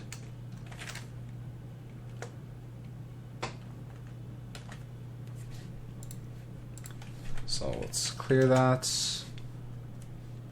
And functions, do we have dis? No, we need to export dis. This. All right. Let's go back to messaging. Console.error. Just sending that to the console in case we run into an error. Not just sending it to the API that way through 500. Okay, so we're gonna rerun this node main.js. We're going to open up Postman. We're going to change up our request. Instead of message, we're going to say dis. And what's the body that we're taking in? We're saying victim underscore name. Victim underscore name. And you can just say a random name for now. I'll just say Austin. And send message posted. If we look at Discord, Austin, you're so ugly. Hello Kitty said goodbye to you. And that is our dis command through the API.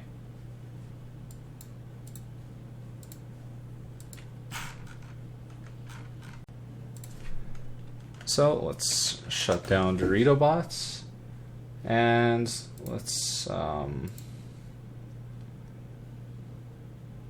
let's move on to the next thing. Next down on the list is Kick. Implementing the API is really easy since we modularized the app and put everything into functions. So let's go to kick.js. Kick.js is also going to be really easy. Const express equals require express router equals express.router. We're going to need the functions. Const functions equals require Discord handling functions. And of course, module.exports, we're exporting the router. Equals router. Alright, so we're just going to have one post for this. Router.post. We're going to say /user.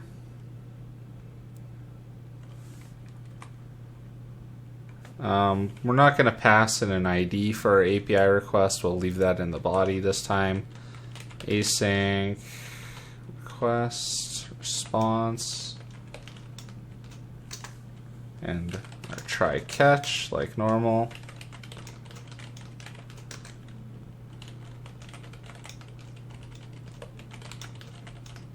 .json the error, console.log the error.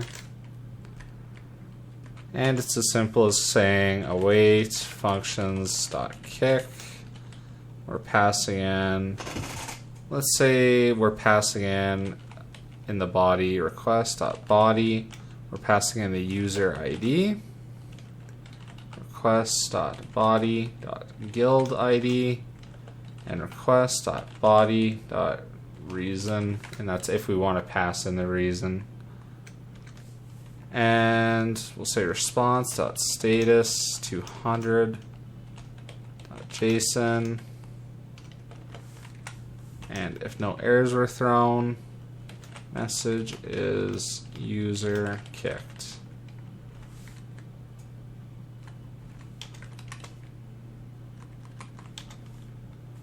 Awesome.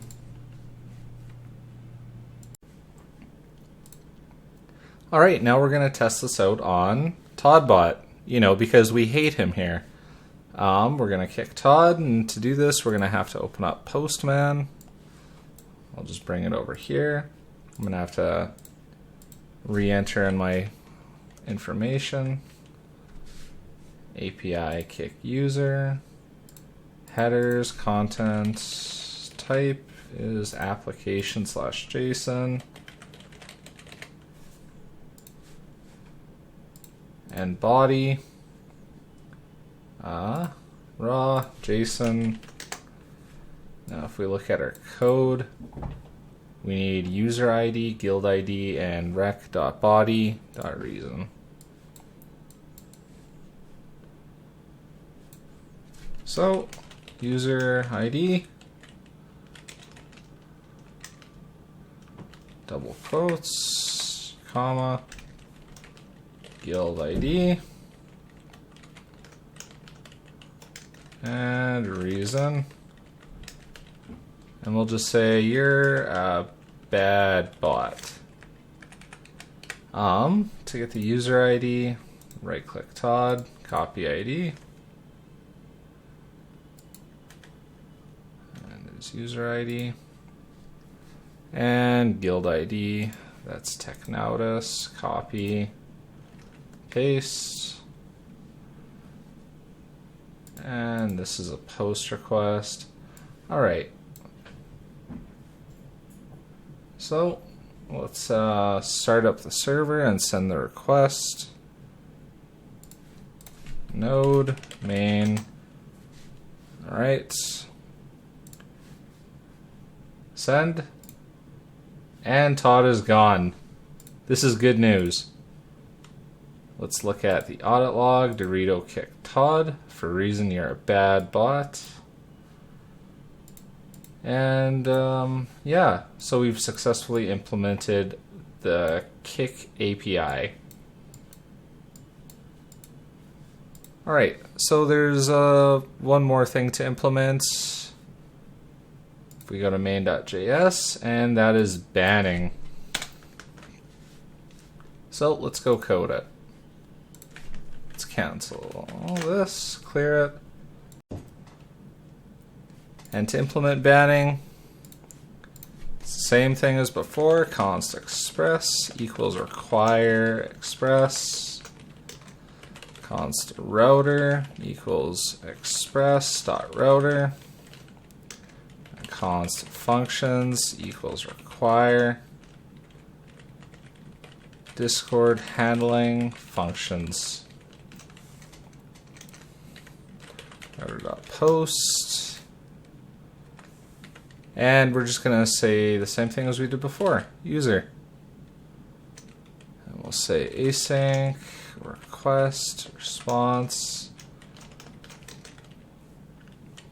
And we'll do try, catch. We're doing try, catch. I don't know if you've noticed this. We're doing try, catch even though all the functions that we've written so far, they don't actually throw any errors. So we'll go in later and repropagate the errors. So response.status of 500.json error. Console.error, error. And we're just going to try, and we're going to await functions.ban request.body.userid request.body.get guild ID request.body.reason. And response.status 200.json. And we'll say message user banned.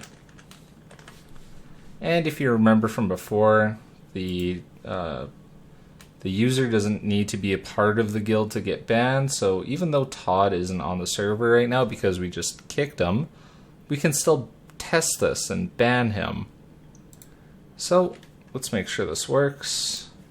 Functions, we're exporting ban.js. Looks like we're calling it properly. So if we go to Postman, user ID, guild ID, reason, and the reason this time is just going to be I do not like you. The user ID is still the same, the guild ID is still the same, and we're still doing /user, but we're doing /ban now. This is the route. API/ban. So let's fix that up. API/ban. All right, we're gonna call this, send, and we need to actually start up the server. I don't know why I keep making that mistake. No domain. Oh, what's happening here? Router.use requires middleware. Oh, we need to go to ban and exports router. All right, we're returning a middleware now.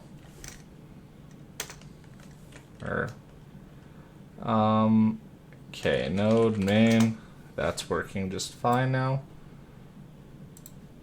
Okay, now we can do API/ban. We're sending the request. We got user banned. And if we look at our server settings bans, you'll see that ToddBot is now on the ban list for a reason: I do not like you. So we'll quit being mean to Todd for a little bit. We'll revoke the ban. And that's it for our API right now. We've implemented everything on our API that we need to implement, which is messaging, dissing, kicking, and banning. We need to go and make a front end that'll interface with this now. So I'm going to push all these changes. API created, banning, kicking, messaging, and dissing. And let's push that. Alright, so let's close this all out for now. Before we actually do that, let's actually go to our functions and implement this properly. So for every function that throws an error, let's repropagate it back up. So throw error. Just say throw error. Ban. We'll throw error. This way our API is not always throwing 200 requests. Throw error. Or I mean, this way our API is not always responding with 200.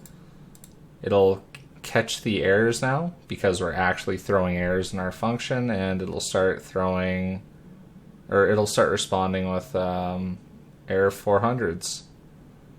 And that concludes the second part of this video. So we're going to finalize this project by making a front end to interface with our API. For this project, we're going to be using Nuxt.js, which is a framework built on top of Vue.js. You can use any framework you want, No matter what front end you use, as long as it can interface properly with an API, it'll be a-okay. So for a Nuxt project, I'm going to say npx create Nuxt app, and we're just going to call this client. We're going to install this with Vuetify. Vuetify is a styling framework. Clients, JavaScript, you can use TypeScript if you want. I can select Vuetify down here. I'm going to use Axios for HTTP client requests. I'm going to use ESLint and Prettier. No rendering. It's going to be a single page app. Node.js hosting. I'm going to use JS-config JSON. No continuous integration. And I'm using Git. Alright, now that the project is created, we have npm scripts that we can run. Let's start off by running dev and making sure that this runs without any errors.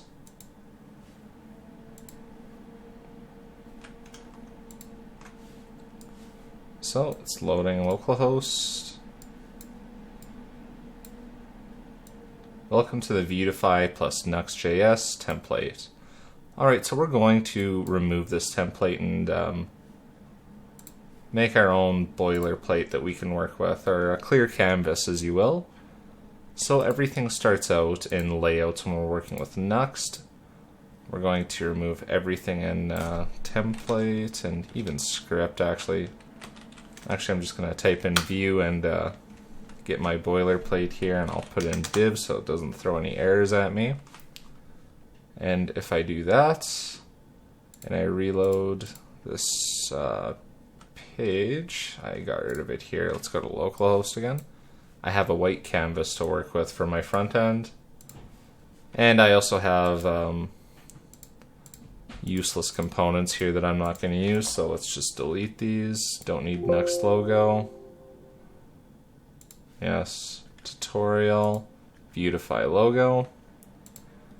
Pages. The pages can we'll leave this as default for now. We'll work with it later. We don't need v.png. We don't need Vuetify logo. Alright, now we have a nice clean template to work with for now. Alright, so if we're using Vuetify, we need to get rid of these divs actually and say v-app. The app component is required for all Vuetify applications actually. It's the mount point for Vuetify's components and functionality. It ensures that it propagates the default application variants. It essentially makes sure that all the Vuetify components are working properly. If we do not root everything with v-app, things are going to break. Alright, and within our v-app, we're going to say vmain. Vmain is the main element in our HTML. It's essentially the root of our application's contents. Everything that we put is going to be in vmain unless it's a footer or a navigation, or we might even put our navigation in vmain. So let's start off by giving our application some color. So if we say vmain class, and we're using Vuetify classes, so if I want to make the main application blue, I can literally just say blue. And it's listening here on localhost, so I could look at this, and now our application's blue. Let's darken it a little bit with darken -4. And now we have a darker blue, which is closer to the color we want for our Discord color palette. And we'll liven it up even a little bit more by adding a standard background image. On my desktop, I have a Discord logo that I can use, so I'm just going to copy this over to the project. So I'm going to go to my static folder in the client, and I'm going to put my Discord logo in here. To set this background, I'm going to have to go into my style, and I'm going to create a class for it, and I'll just call it body background image. And we're going to say that this has the attribute of background. And we're going to link it to the URL. We're going to say it's, if you've used Nuxt before, you know that we don't need to go back to back a directory and then into static. With Nuxt, we can just say / discord logo.png, because everything that's referenced is referenced from the static folder. I'm going to set this class to body background image. And with that said and done, things should... There we go. It's almost a success. We're going to add some extra attributes to this. That way it behaves properly. So let's say it doesn't repeat because it was repeating. And we're going to center it. So that should help it out a little bit. Alright, now it's just a little bit too big. We want it to work on mobile devices as well, don't forget. So if we go back to our code, we're actually going to go here, and we're going to set the background size attribute. And we're going to set the background size as a function of min. We're going to say, no matter what the screen size is, take the minimum value between 90 of the viewport width or 1000 pixels. And we're going to say auto to keep the images ratio. And if we look at it, there we go. If we shrink it down, it's going to stay that big until it reaches 90 viewport width. And it will shrink down. Alright, so if we look at it on a mobile device, it's 90 viewport width, but if it's bigger than 90 viewport width, or greater than 1000 pixels, then it'll stay at 1000 pixels of size. Alright, so now we have our background image to work with. So let's go here. Alright, so the first thing we're going to add is a toolbar component. If we look at Vuetify, there is a v-toolbar. We're going to be adding the v-toolbar component, and these are all the props that we can pass into our v-toolbar. So if we go back and actually look at it, this is roughly what a v-toolbar looks like. You can do all sorts of things with it.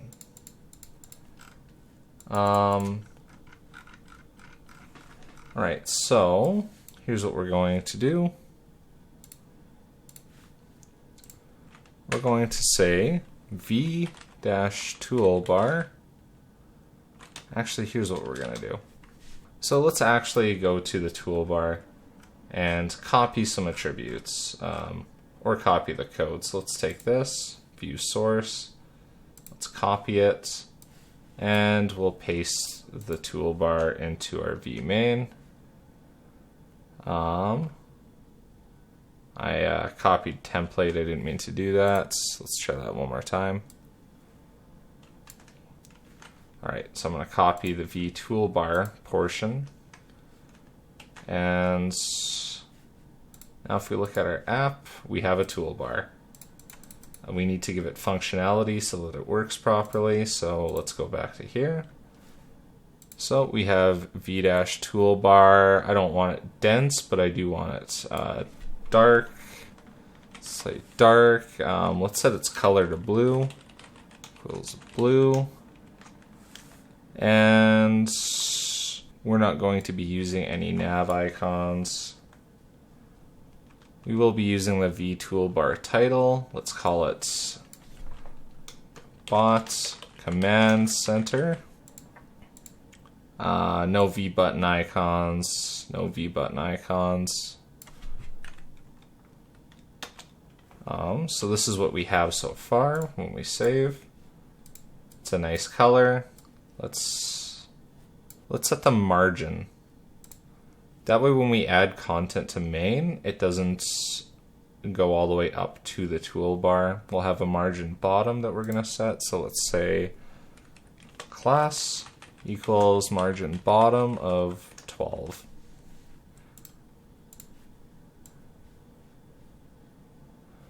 Alright, so now if we go outside of this, I can demonstrate what we just did here. Let's just say hi. Oops. The margin bottom 12 is spacing it out that much.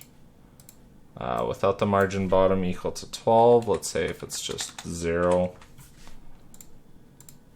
it's all the way up, touching the toolbar. We don't want that. Set it to whatever you want. I'm setting it to 12. After the V spacers, I'm going to add a V toolbar that has items. Or I'm adding V toolbar items that has a V divider and a V button. Alright, so that shouldn't really look like much right now. We have a little black patch right here that's a button, doesn't have any colors or anything. So we're just going to give it the text prop, and we're going to make the V divider vertical since this is a horizontal bar.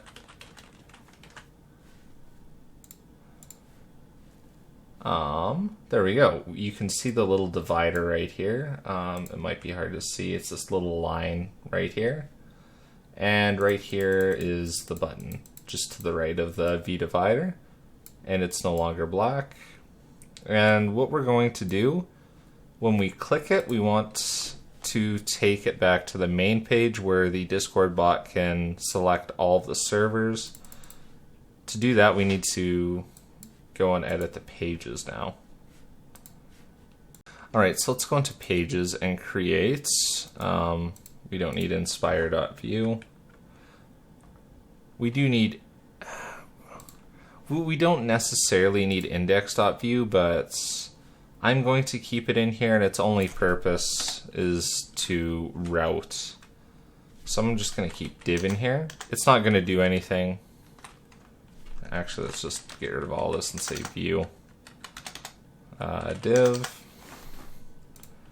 Alright, so I'm going to say the name of this is index. No components, and what we're going to do is fetch, and we're going to say redirect, and we're going to parentheses, we're going to call the redirect function, and we're going to say redirect to server select. We don't have a server select yet. We're going to make that right now in pages. Server select.view. Alright, now every time index.view is called, it's just going to redirect to the server select page. Alright, now that we have a server select page, let's go here. Let's fill it up with the boilerplate, and let's say div server select page. Alright, now we need to go back to our default. And whenever we click the button, we want it to take us to the server selection page.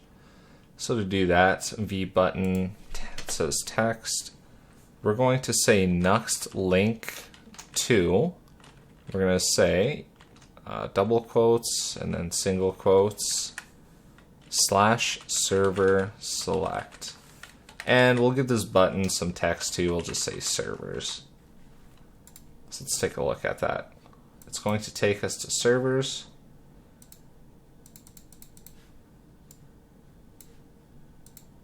It's not currently going to do anything because we don't have pages set up yet. So after the V toolbar, what we're going to do is set up the Nuxt router. We're going to set up the Nuxt router link, and to do that, we just simply go here and type in Nuxt, and that's that.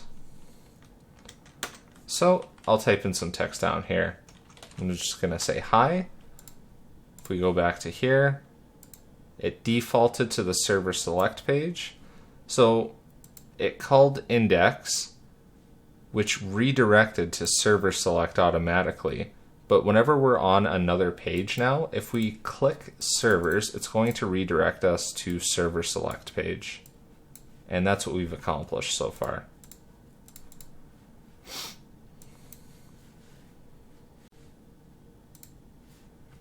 So let's just exit this out, and all the work we're doing is now on our main page, which is serverselect.vue. Alright, so we're going to replace this with a V container. And because I like the grid system, I'm going to be replacing everything with a V-row. And all of our components are going to be in V columns. So we're going to need everything inside of a V column. So we're going to say V-col. And this column right here is going to, let's just say it says hi right now. We're going to set the columns, so let's say calls equals 10 and medium equals 7. And let's just say vcard hi. So if we go to here and we look at this, hi, it resizes accordingly, which is nice. We should go to default and get rid of where we say hi right here. There we go. That was getting a little bit annoying. Alright, so now we have vcard hi. Let's justify this to the center, so justify equals center. And that's centered. Alright, so here's what we're going to do. We're going to separate in this V column two divs. The first div is going to be how do we render this page if there are no servers to display? So v div v-if servers.length is equal to, let's say 0. And this is going to be v-else. I don't see any case where it's going to be less than 0. So we need to go and actually code this in. I'm just saying servers.length, but we haven't actually defined this yet. So let's go down to our default and create some data. So we're going to say the name of this is server select. And it returns data. Return. And we're going to have a list of servers, and we're going to start it off as empty. And yeah, we'll keep it like that for now. Nuxt is going to do conditional rendering. As long as this isn't empty, it's going to load everything in this div. Otherwise, if it is empty, it's going to load everything in this div. I'm not accounting for if it's a negative size, which shouldn't actually happen. There'd be bigger problems at hand if that happened. So let's say if it's actually equal to 0, we're going to load up a vcard, and we can say empty. And it should say empty right now. It should, yeah. If we put an object in there, let's just say hi, and it's no longer 0. V-else, let's say vcard, not empty. And because we put data in there, it's not empty, it's rendering properly, so let's keep it as empty for now until we call the API and get some real data in there. Alright, so we're going to be using the grid system inside of our vcard too. So if you've used it, you know it's just a v-row again, followed by a v-column. And with our column, we're going to align everything to the center. And we're going to say our column takes up 100% of the row, so calls is equal to 12. Alright, so inside of our vcard and inside of the grid in the vcard, we're going to be loading up another vcard.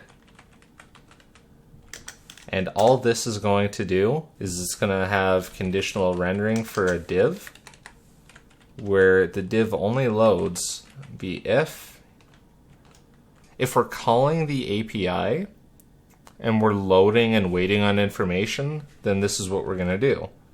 We're going to spit out a circular loading bar. So we're going to go to our data and say loading, and let's just set that to false for default. So v-if equals loading equals false. We're going to say strong. We'll set the style in here to say color is white. We'll say there are no servers to display. And then we're going to need a div in here again to say, well, what if loading is true? What if it is loading? Well, v-if equals loading. Actually, we could just do v-else. And instead we'll use a Vuetify component called the circular loading progress bar. So it's just v progress of type circular. V progress circular. It's not going to have any data nested into it, but we are going to pass in the prop indeterminate and color equals primary. So if we look at it, there are no servers to display, and if we go here and set loading to true, it's a circular loading bar, which is exactly what we want. Alright, so loading equals false. Let's set the color on this to be proper, so be card. Let's set some padding too. Let's say there's padding in the x direction of 4, padding y is 2, and let's go and make a class for the colors. So we'll say style scoped. Let's call this display. Let's set border. Let's say it's 3 pixels solid. That's 6.4 B5 F6. Border radius. Let's set it to 30 pixels. And finally, backgrounds color. We're going to make a transparent background, so we're going to set it to the same color, 6.4 B5 F6. It can give it the transparency hex code of D9. And if we look here, that's Steam. I don't want to load that. If we look here, reload, we need to actually set display. So let's go back, set it to type. Our class equals display. And we have the circular display that we wanted to create with a black V card inside. So let's go to the V card and let's set it to, where is it? It's right here. So let's go to the V card. Let's set its color equal to transparent. And we'll flatten it out to get rid of this minuscule border here. We'll pass in the prop called flat. And there we go. There are no servers to display. If we say loading is equal to true, it's just going to have a loading circular bar.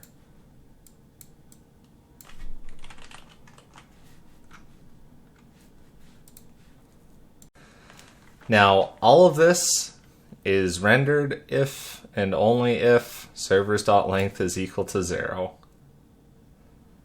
Otherwise, it is not empty. So let's go here and let's render the information. So in our V card, we're going to have V row. And like always, we're going to follow it with V columns. Here's what we're going to do. We're going to have several V columns. And I'll explain why here in a sec.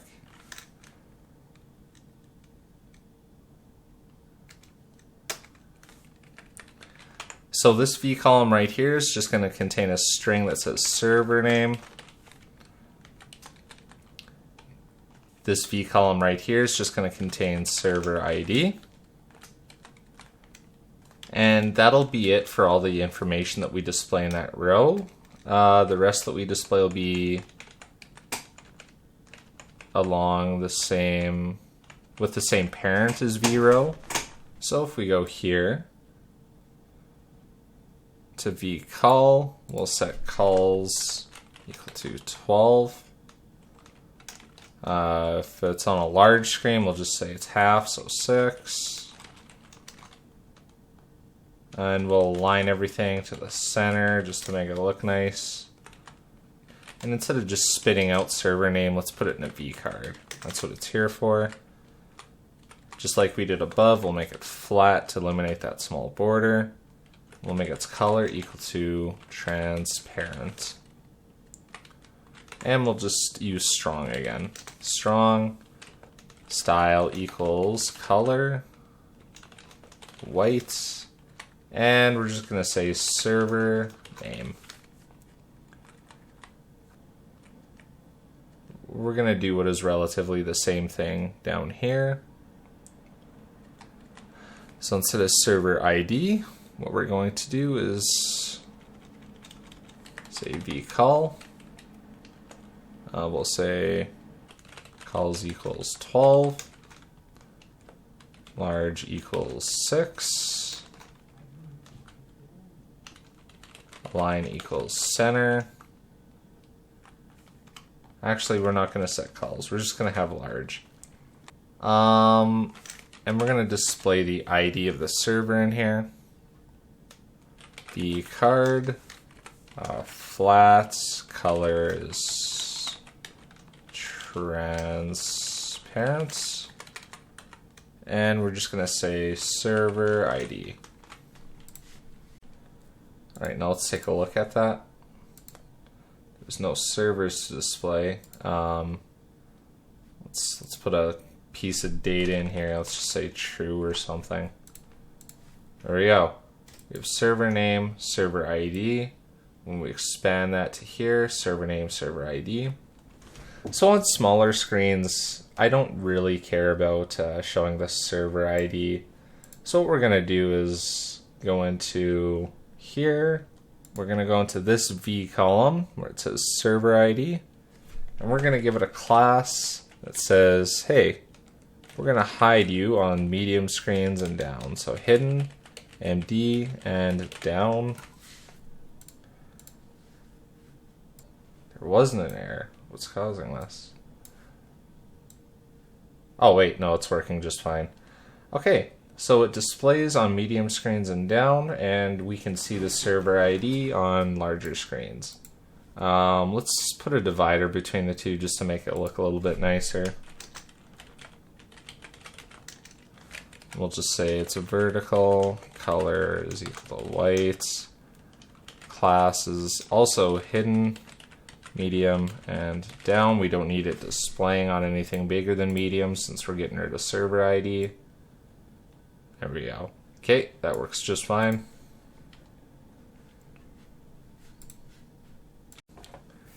Alright, and then everything is of color black right now, so we made that class earlier for our V cards called display, I think. Yeah, display. So if we go to V card, we could set class equals to display. Our divider is just going right through.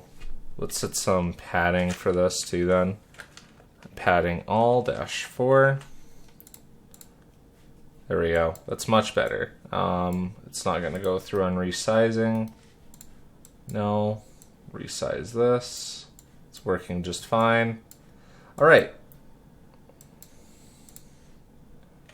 Now we need to actually display the servers and their respective IDs. So to do that, let's go under v-row here. Let's add a horizontal divider. So V divider, color is just white. Class, let's give it some margins, a margin of the y-axis at the size of 4. And let's make everything a nice big button. So v-button.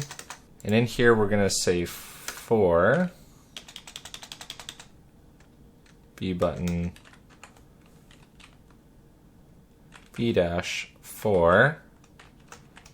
We're going to say server and servers. We're going to need a key. Key is equal to server.id because we're passing in the ID with our API. And I'm just going to add in a bunch of other button props too. We'll add block,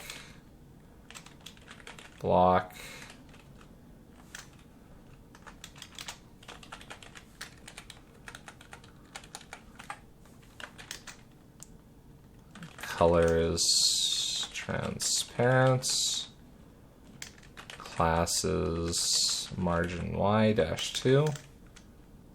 We'll set the elevation to 0. And we'll set a Nuxt link and say on click it's 2. Actually, that's thinking too far ahead. We'll implement that after. Let's just work on getting these displaying properly. So inside of our V button, let's just have 2 divs. And let's say server.name and server.id. Alright, so let's go and actually make the API call now. We're going to use a lifecycle method for this. So under data, let's use the created lifecycle method. So created.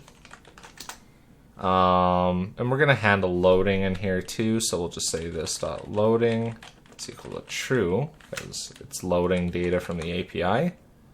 It might take a while to fetch the information. And then we'll put everything into a try catch. We're about to make an Axios request. And if we're about to make an Axios request, I suppose we should call this an async function. This dot loading is equal to false. And this dot error is equal to error. And let's always keep track of the error in our data. So let's just say error, and it's just null for now. Just in case we ever need to print it out or anything, we'll keep track of it. So const response is equal to await axios.get, and we're going to get the information at localhost port 5000 /API /servers. Then we're going to say this dot servers is equal to the response dot data, and we're going to set loading back to false. We don't have Axios imported yet, so we're just going to import Axios from Axios. Alright, so it's definitely going to fail, and I'm going to show you why. So if we open this up and alright, so we get a CORS error. So for those of you that are wondering what CORS is and why it's blocking us from making a request to our API, it's essentially a safety mechanism. It's an HTTP header-based mechanism that defines what is allowed to make API requests to our servers. We never defined anything in our backend. We never set up CORS. So we're going to have to proxy our requests.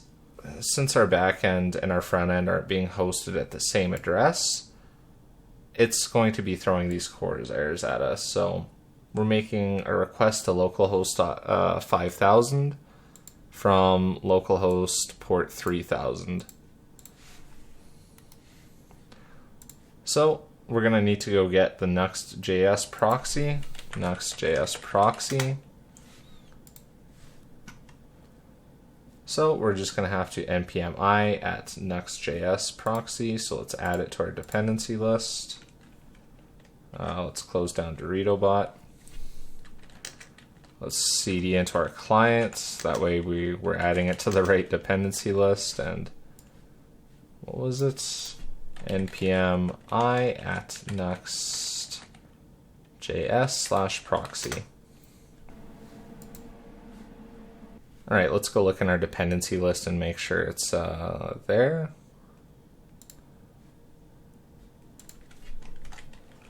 Oh yeah, it's here, at Nuxt.js/proxy.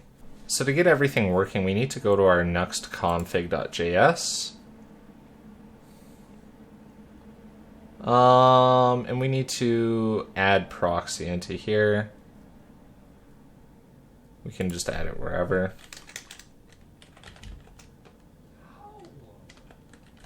Proxy module for development. So we'll say, why am I saying Axios? Proxy. All right, so we're proxying. So everything that we proxy from a specific address, we're going to proxy to localhost port 5000. And we're proxying it from /API. So if we set it up in the config like this, we should be able to make API calls. So we need to go back to our server select.view, and since we proxied it, in here like this, where we said proxy to this address with /API, we need to go into server select and get rid of this, and we'll be okay just by saying /API/servers. So we'll save that, we'll rerun, we'll go back to the previous directory, node main.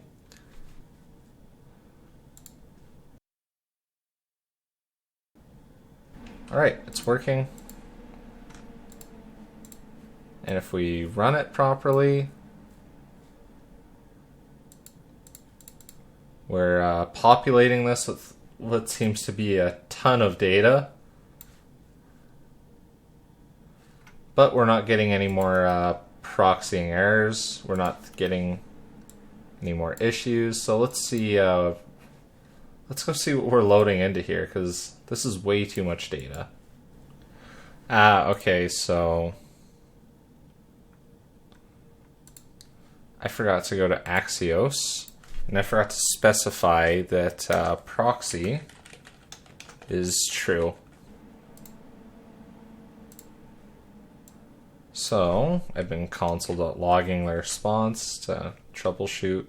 If we go back to here, we get the name of the Discord followed by the ID. And this is exactly what we want. So let's go and make this look nice. So to make this look nice, let's go back here. Let's get rid of this console.log. So let's get rid of these divs. So we have everything in a button, and just like we do with everything else, we're going to put it in the grid system with V rows and V columns. Except this time everything's going to be in one row and several columns. So we have V column and V column.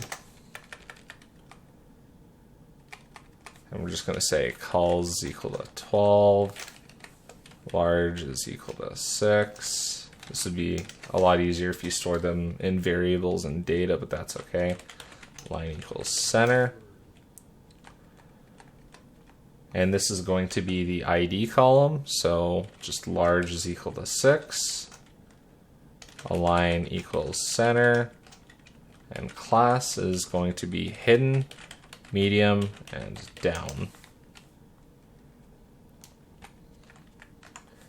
And we're going to finalize this by putting both of them in vcards. So vcard, It's just going to be flat. The color is going to be transparent, and the style is we're going to say, hey, it's white. So color white text that is. And we're going to say server.name.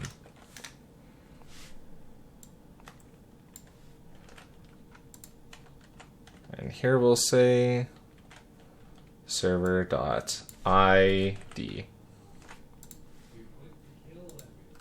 Alright, so let's go back to here. Alright, Technautis with the server ID, it's all one button. And we're going to set it so that when we click the button, it takes us to the appropriate page.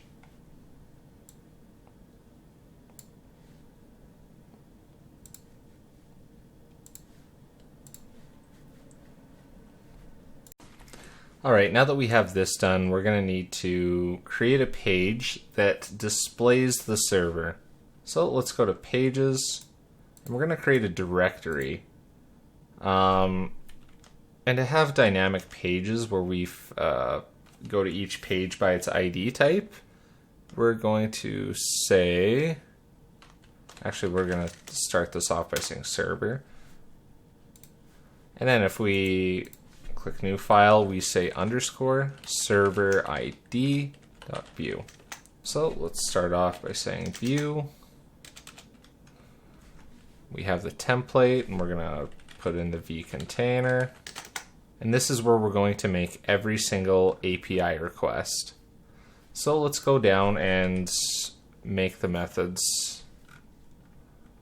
So let's start off by saying export defaults. We're going to need Axios, so import Axios from Axios. Oh, and of course I put it in the wrong location. So we're going to say import Axios from Axios. And in our defaults, data, we're going to return. And just like before, we're going to have loading and just set it to false. We're going to have error, set it to null. We're going to have server data. Since this is technically a server page, we're going to be storing server data. So we're going to go create the methods. So methods. And this is where all of our API requests are. We're going to have request, or async request dis. And it's going to take in channel ID and victim name. We're going to have async request kick. And it's just going to take in the victim ID. We're going to request ban victim ID, once again, just like kick, async, and we're going to have async request message with the message and the channel ID. And this is where we're going to handle all of our API requests. So if we go here, we can handle these right away. We know how our API works, so we can just say try catch error this dot error equals error, and we'll just copy and paste that to everywhere else too.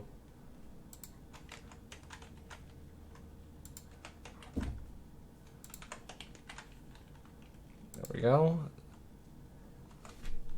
So we're going to create a body,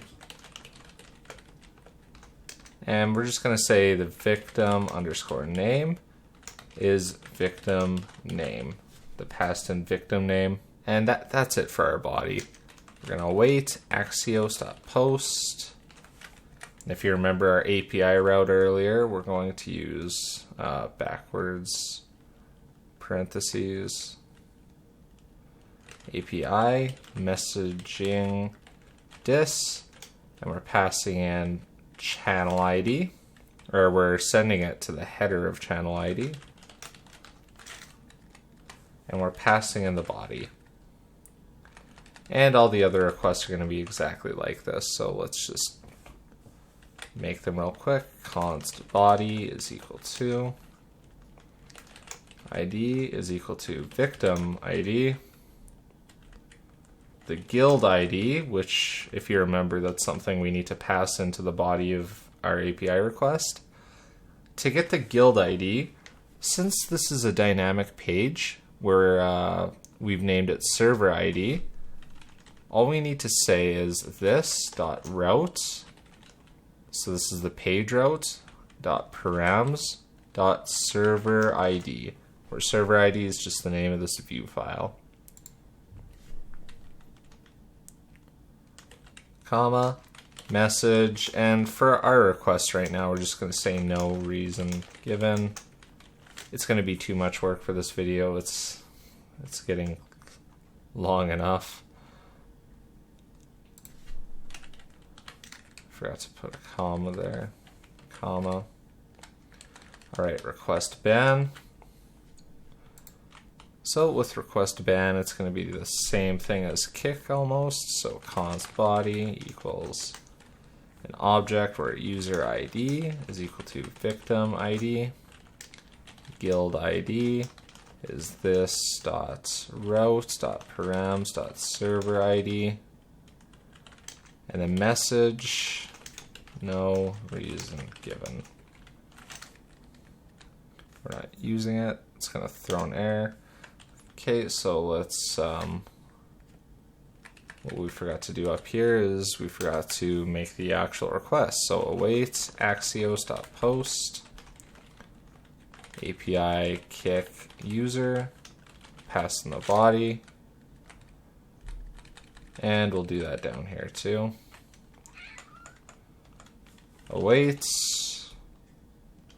axios.post, API ban user, and we'll pass in the body.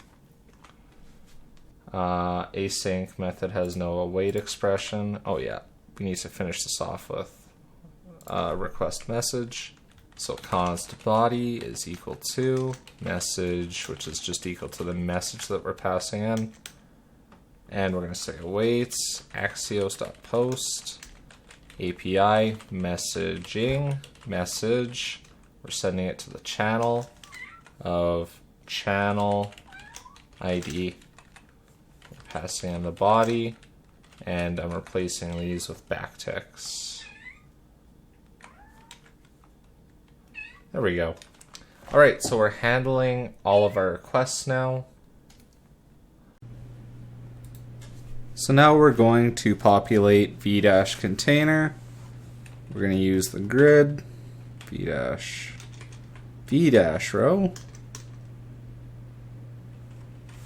and we're going to justify everything to the center like normal. Justify equals center. We follow that with the v column. All right, let's put a v card in the v column now. Card in the v column. We're gonna set the calls equal to 10. We'll set calls equal to 10, and we'll set medium the breakpoint to 7. And then in the v card we'll just say v card hello. So let's check that out. I have too many of these open now.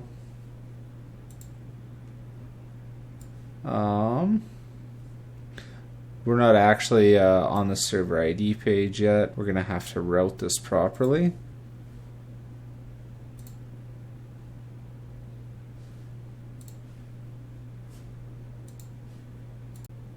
Alright, so we're going to have to route this properly like I previously stated.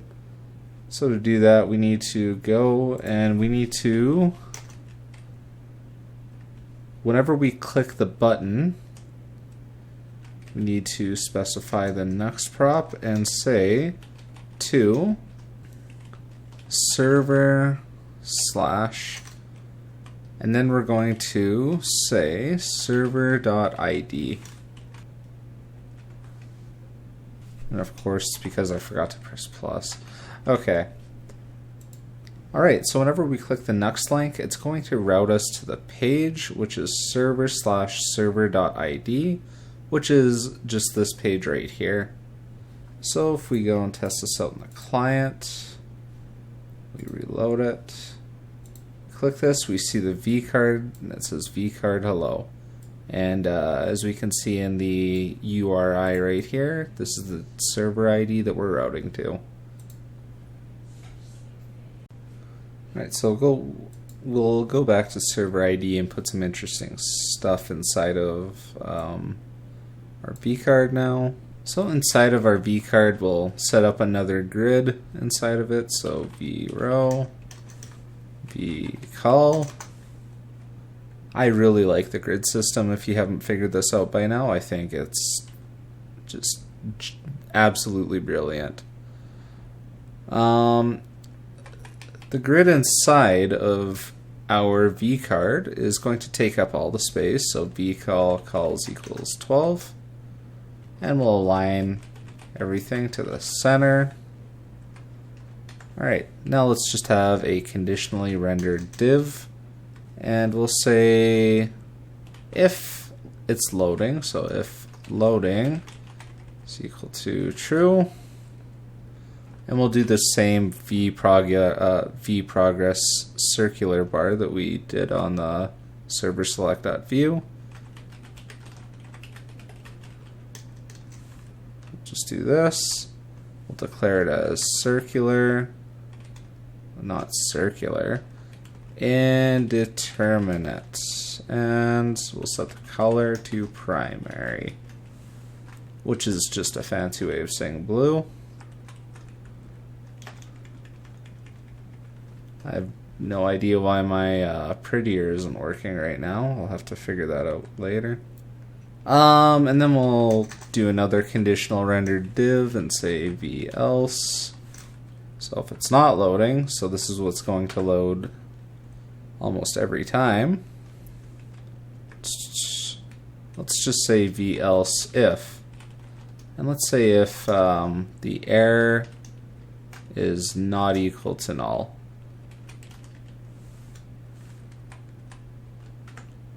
So if the error is not equal to null, we'll say strong.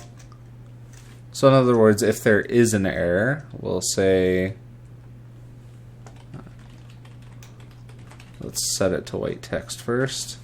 And we'll say if there's an error, we'll say an error has occurred. Okay, now we will render in the v else. V else. And we have error right here. And we will set an error if we catch any errors. Okay, so div v-else.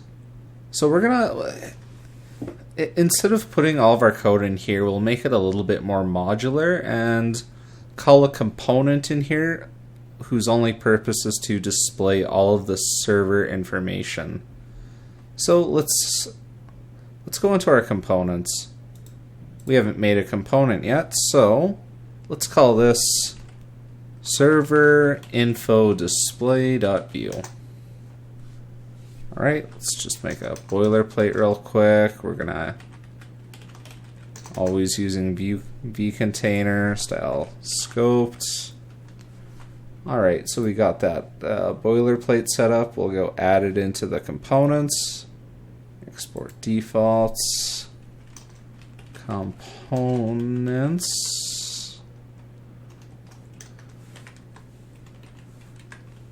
and we'll say server info display. So we'll call it and we'll import server info display from our components / server info display.view.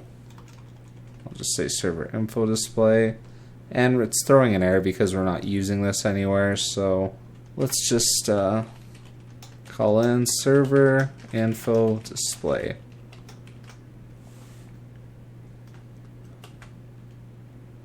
Awesome. In its server info display, it's going to emit actions that call our API calls.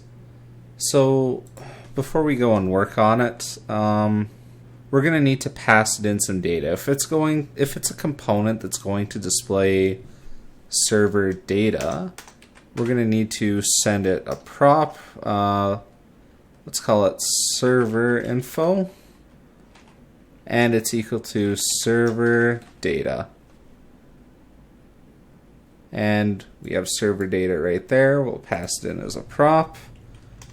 And we'll say on the if it emits dis equals request dis, we'll say on kick, it'll request kick. At ban, it will request ban. And at message, it will request message.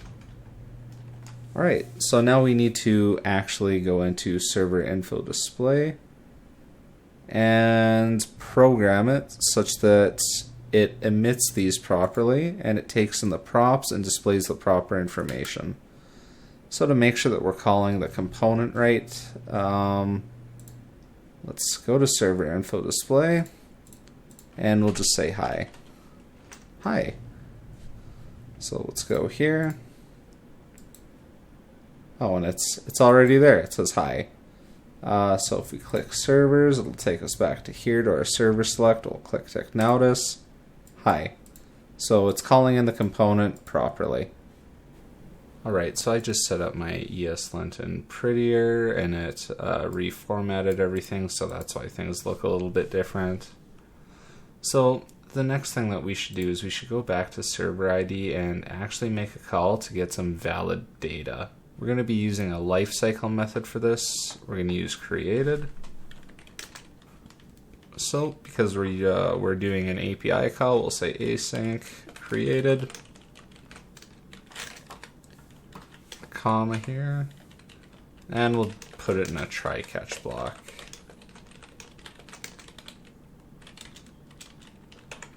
This dot loading equals false. This dot error is equal to error. And what we'll do is we'll say this dot loading equals true. This dot loading equals false, and in between them we'll make the API request and set the data, server data. We should make this an object actually.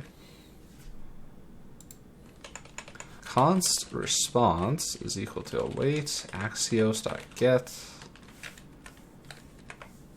and we'll call API servers and then the server ID.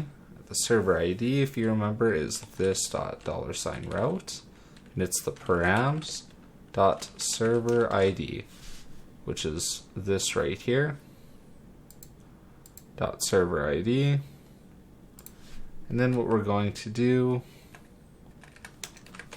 we're going to say this dot server data is equal to res.data.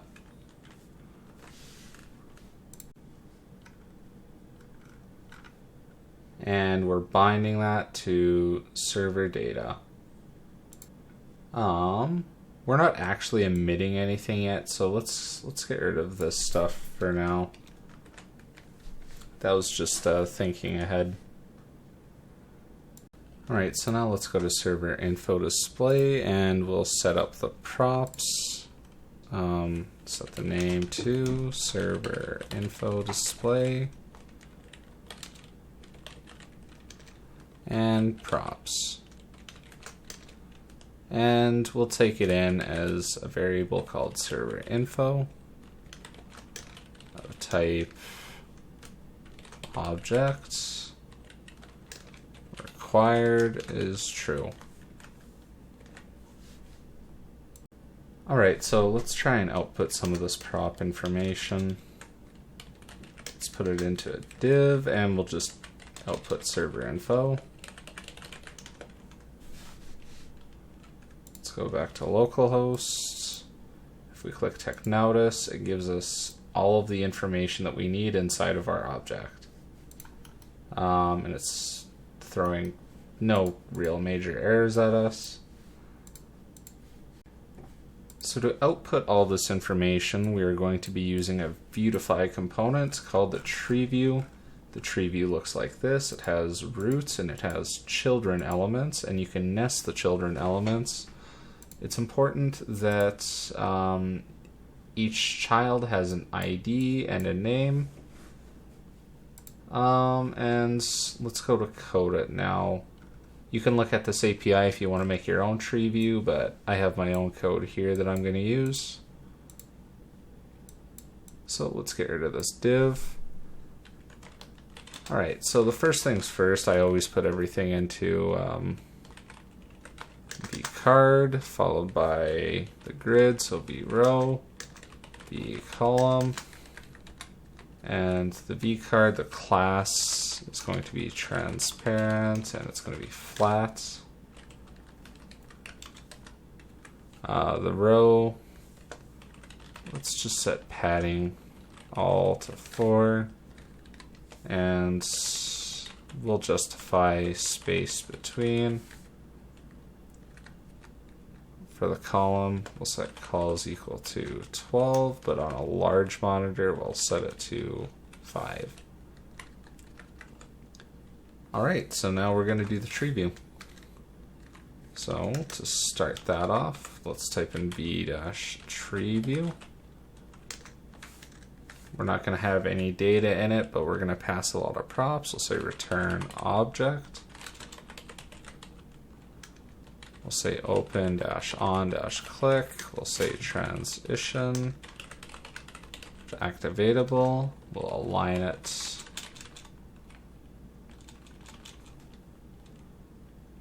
Transition.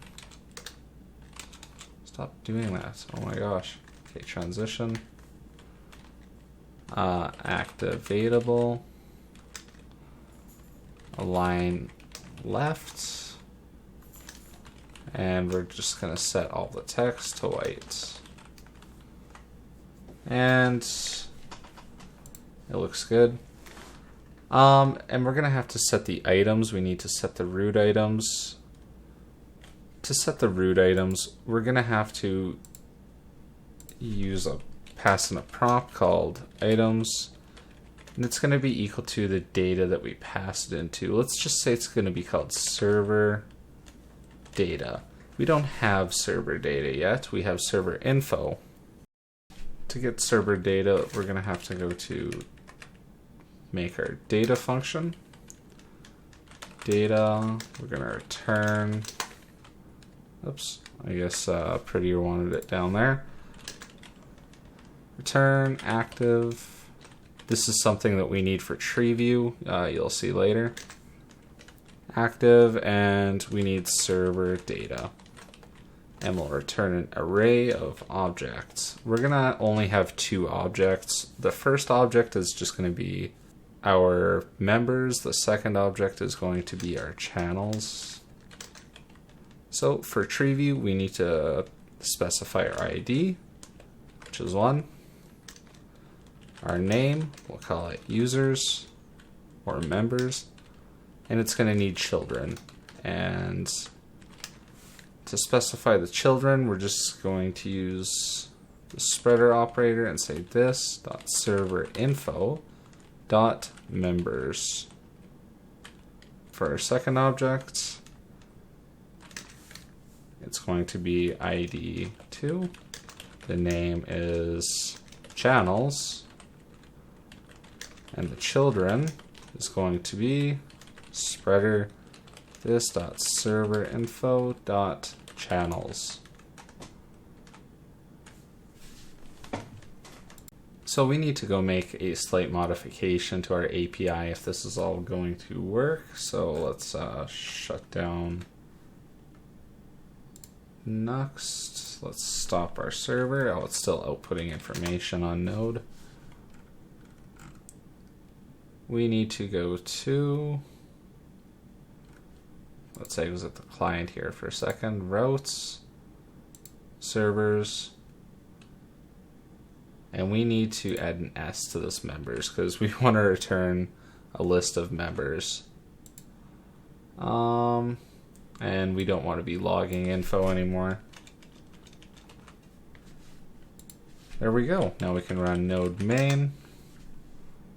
And we could rerun our dev client. Let's go back to our client actually. Server info display. And to show that we're getting the right information.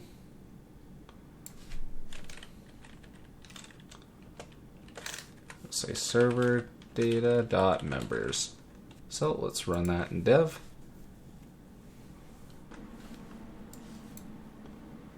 If we click on this, we still don't get anything. Oh, I mean to be outputting server info, my bad. Server info.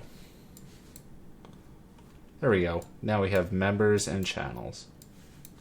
So if we say server info.members, we'll be getting just the members, and vice versa with server info.channels. So we can be confident that when we collect the server data and output it, server data, we get the ID type, the name, and the children. So ID of 1, we will have all the members. There's DoritoBot, and we have channels, general, API bot test, etc. So we'll put our tree view back now that I've adequately shown what was going on with our data. The tree view, the items is equal to server data, and if we go back here and we open up Technautis, we have a tree. It has users and channels.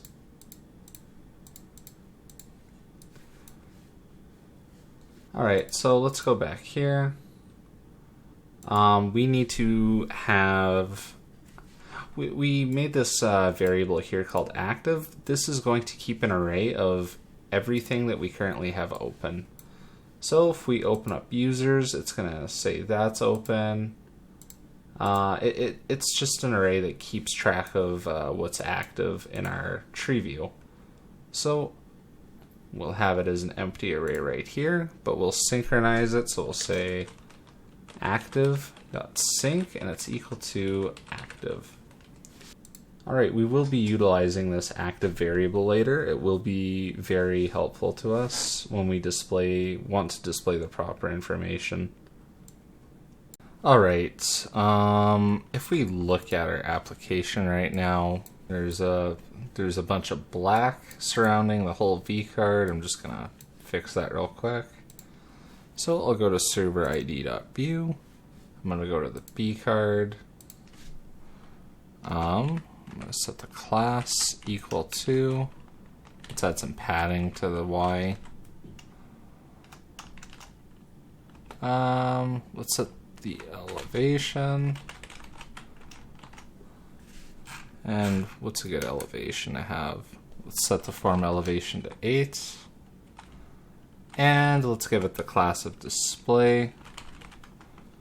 And we're just going to be doing the same display class down here as we did in our last file. So let's say scoped. Let's go to server select, copy.display.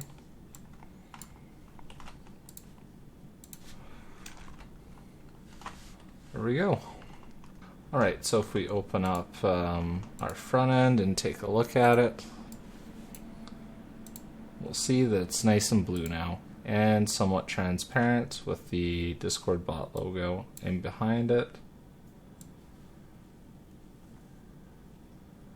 And it scales nicely.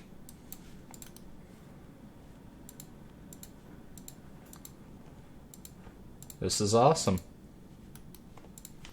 So let's go back to our code, go back to server info display, and we'll take it from here. Alright, so the next thing we're going to add, we're going to have it so that whenever we select a user or a channel, it displays the information right here. And we'll separate it with a divider that's vertical. So let's go into our code. Alright, so outside of the column, we'll keep it all in one row. We will say v divider. It's not going to have any info on it. So let's make it vertical. We'll set its color to white. And we're going to make it hidden on medium and down.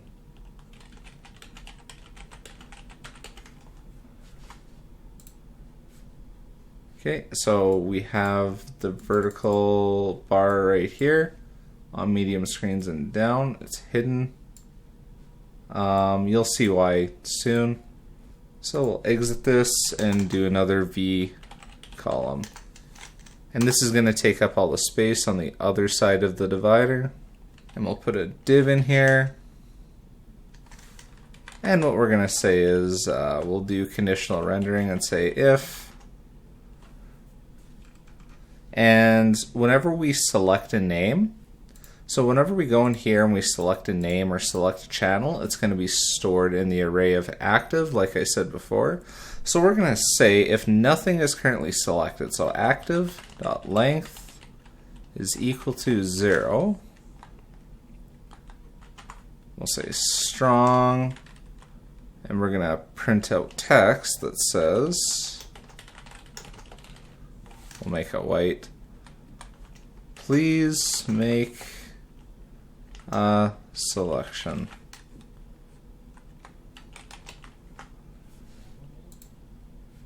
Alright, we have our vertical bar right here. It moved over, and now we're taking up this space.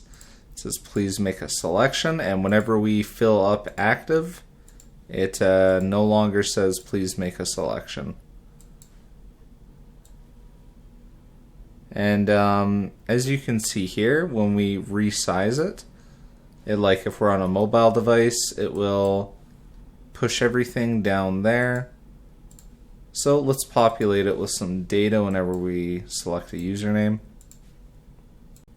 So we're going to go back to the div. We'll do some more conditional rendering. We'll say v else if, and we'll say if active 0.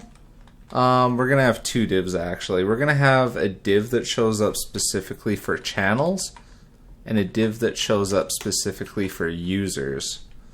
So we're going to say if active 0 dot ID type, remember we passed that data type in with our API, and if you remember the two types, we have member ID and we have channel ID. So if active 0 dot ID type is member ID, we will render member ID, and if it's channel ID,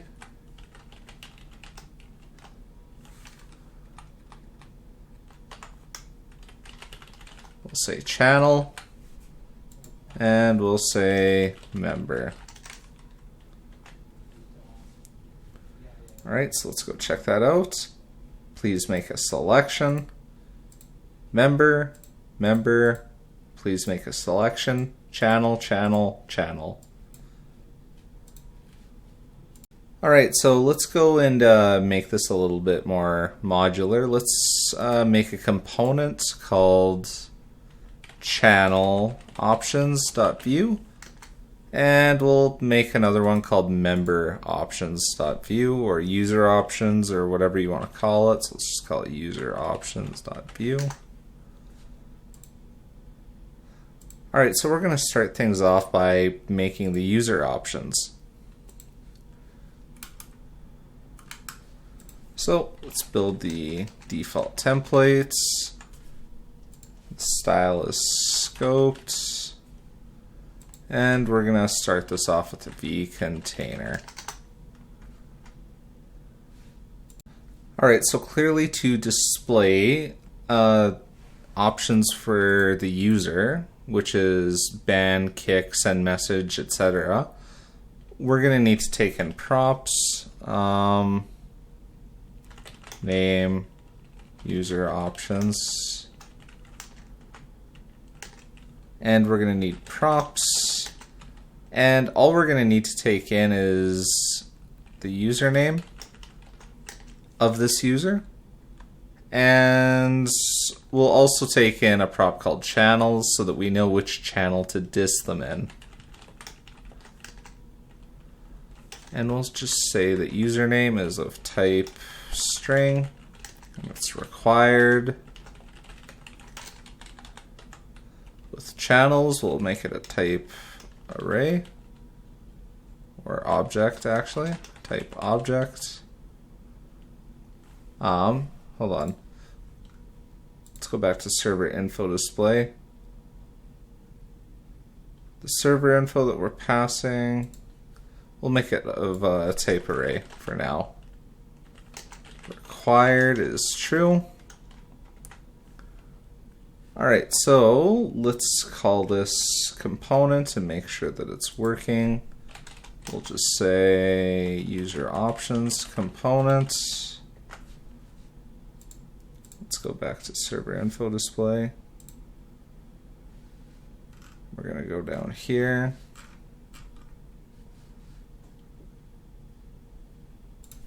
We'll add components.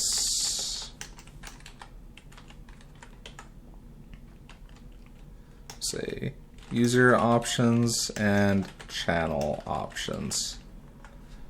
We need to go to the scripts and we need to import them.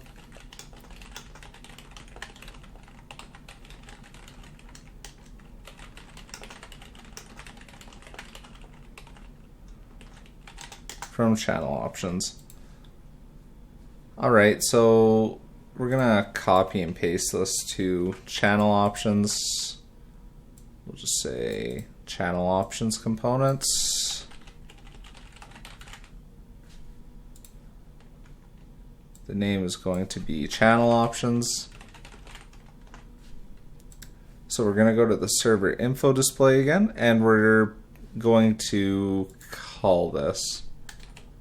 So instead of saying member and channel, let's go down here. So for our member, we're going to load up the user options. For our channel, we're going to load up the channel options. Alright, so the data that we want to pass into our user options, as we defined, is username and channels.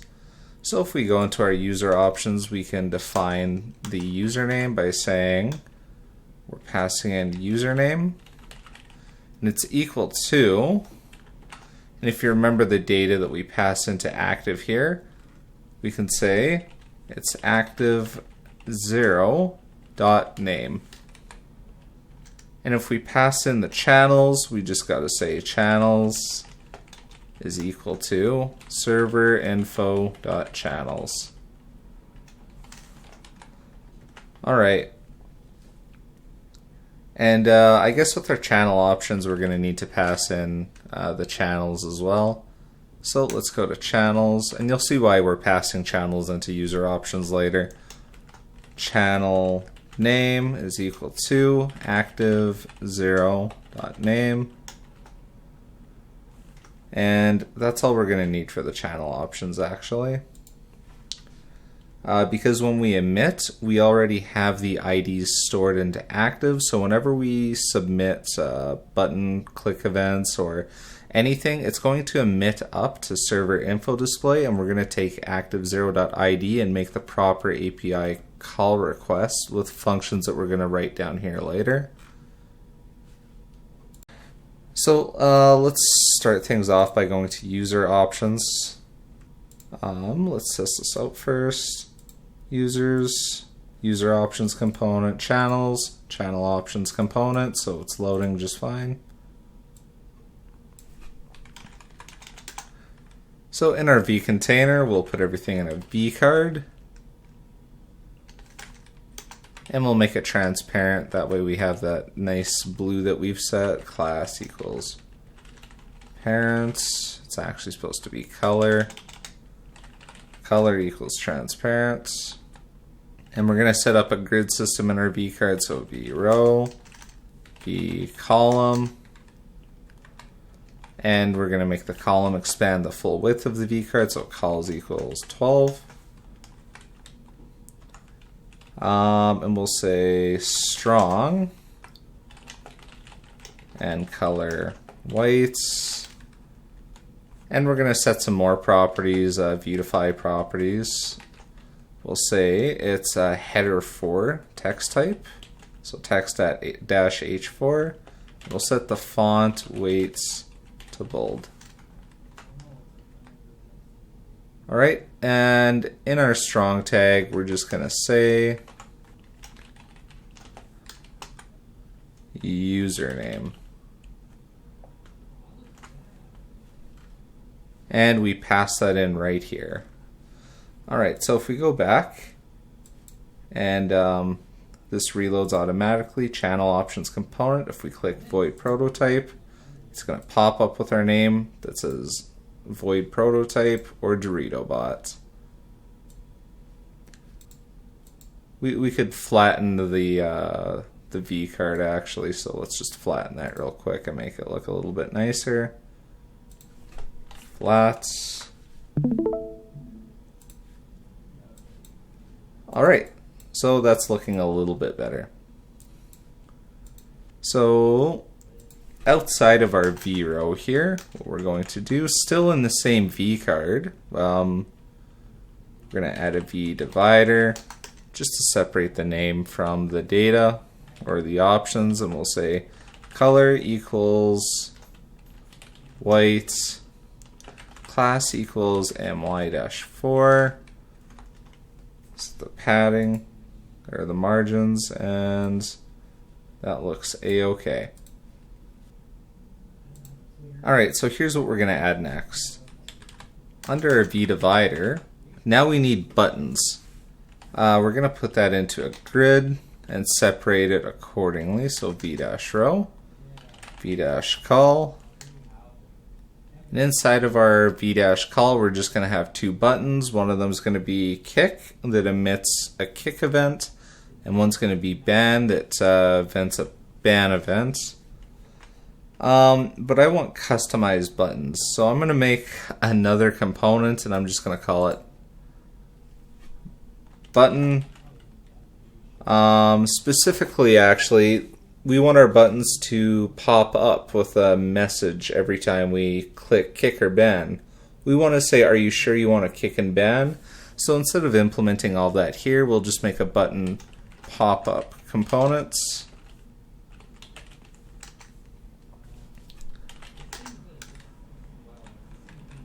Export default, we'll say name, button pop-up, and of course v container. So in our user options, we're going to need to add the component to button pop-up so that this works properly. Components, button pop-up, and we're going to need to add it to the scripts. From button pop-up. Just going to rename this to be all lowercase.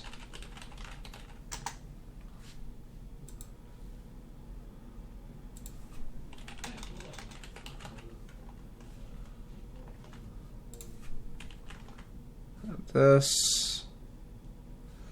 Alright, so we're not actually using button pop-up yet, so what we're going to do is go to our V column and just say button pop-up. So let's make sure that this works first and foremost. Button pop-up.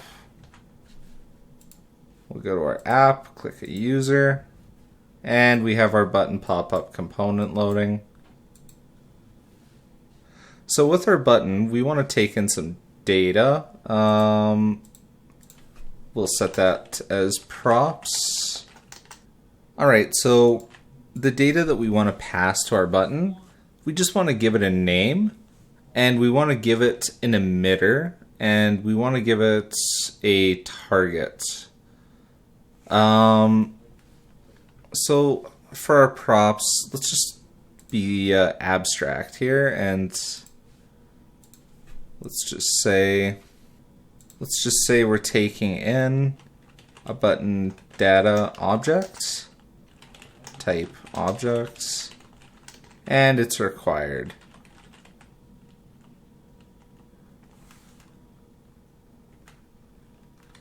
Required true. So let's go up and actually code our button into place. So if we go to Vuetify and look up vDialog, the vDialog component is basically going to let us have pop-up dialogues, and with this we can click kick ban and say, are you sure you want to kick this person? Are you sure you want to do this? So we're going to implement the dialog component. To do this, we're going to need to set an activator. If you look at the API, you'll know what I'm talking about. Activator, and we're going to say it's equal to on and attributes. Adders. And instead of having a vContainer here, we're just going to have all of vDialog. vDialog. And in the API, we need to vModel this with a dialog piece of data. So we're going to go to data. And we're going to return dialog, which is just a Boolean value that says whether or not the dialog is open. So if we do vDialog and vModel this to our dialog data, and we'll give it persistence, and we'll set its max width to 290. Alright, so inside of this, we're going to have another template, which is our activator template. Oh, what did I just do?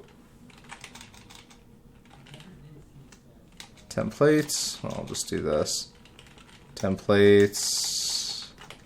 Templates. And we'll say activator is also equal to on and attributes. Adders.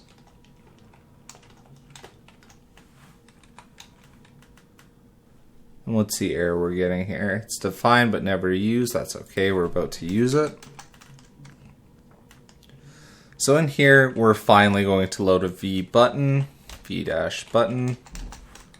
And we're going to make it blue and rounded. So rounded color equals primary or blue.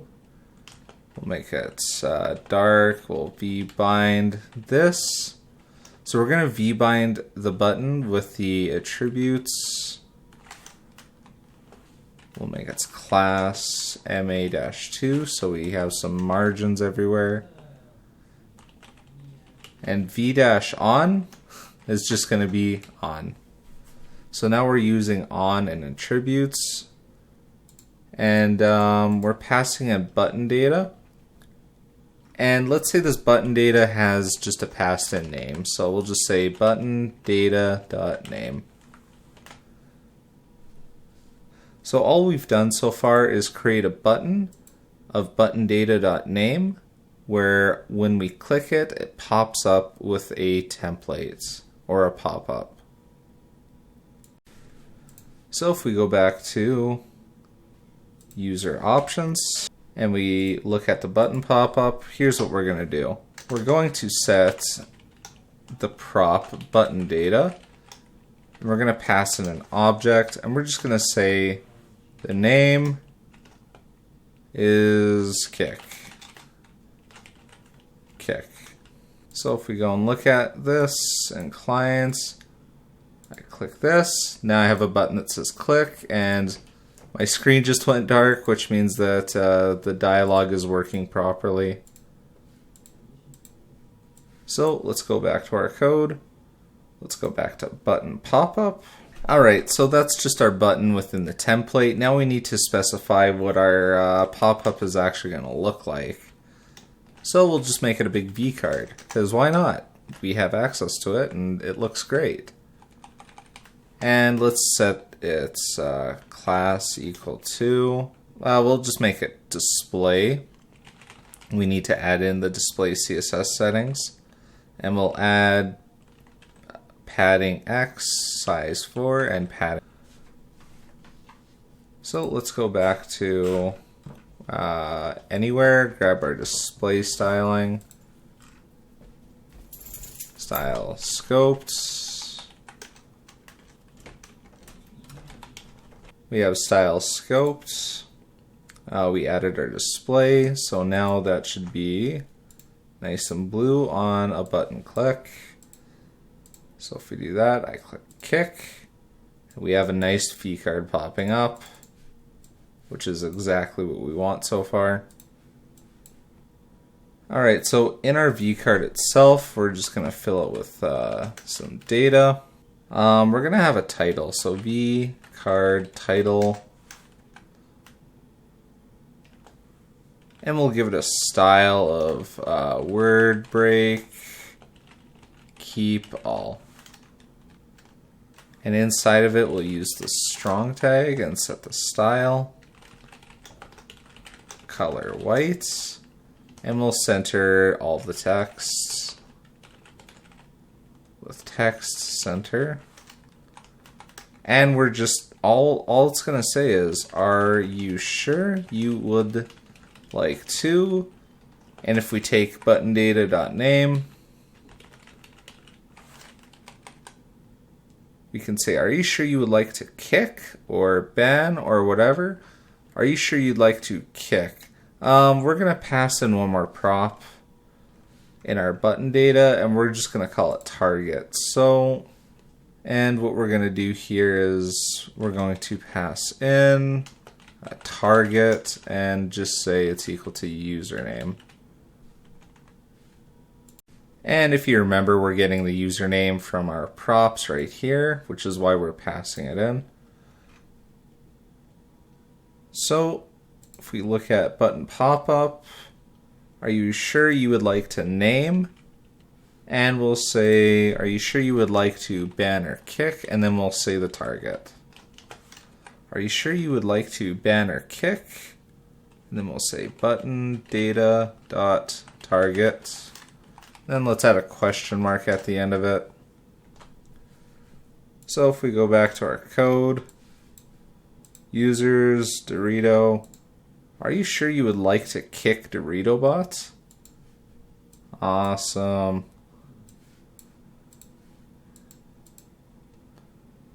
Alright, so we're going to exit the vcard title nest and give some actions. So vcard actions. And we're going to justify everything to the center. Class equals justify center. And we're just going to have a button in here, two buttons actually. One that says yes and one that says no. So v-button. And another v-button. And the first button, let's just add some margins right off the bat. Class equals margin all dash 2. We'll round it. Color equals primary. Dark. And we're going to need to add an @click event. Not yet. And with this button here, we'll do roughly the same thing. Class equals margin all 2. Rounded. Color equals primary. Dark. And we'll say no. Oh, we need to go up here and say yes. So, DoritoBot void kick. Are you sure you would like to kick DoritoBot? Yes and no. So that's exactly what we want. Alright, so now that we have that, we need to emit what we clicked. So we're going to make a method to handle emitting So let's go here. Let's go make methods. And we'll just call it emit values.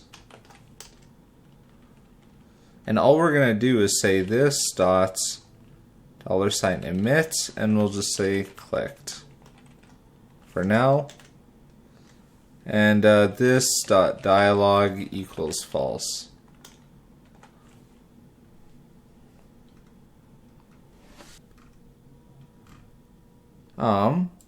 Let's just switch up the border radius. We'll switch this to 4. And let's change up the color a bit just to make it look unique. 2979FF. Oh, this should look good. It's just something different to make it look a little bit unique. The only time we're going to emit any vals is when we say yes. If we say no, we're just going to change the dialog back to no so that everything closes down. So right here, it's really easy. We'll just say @click equals dialog set to false. And we have dialog right there. And with this, we're going to say @click, and we're just going to emit vals.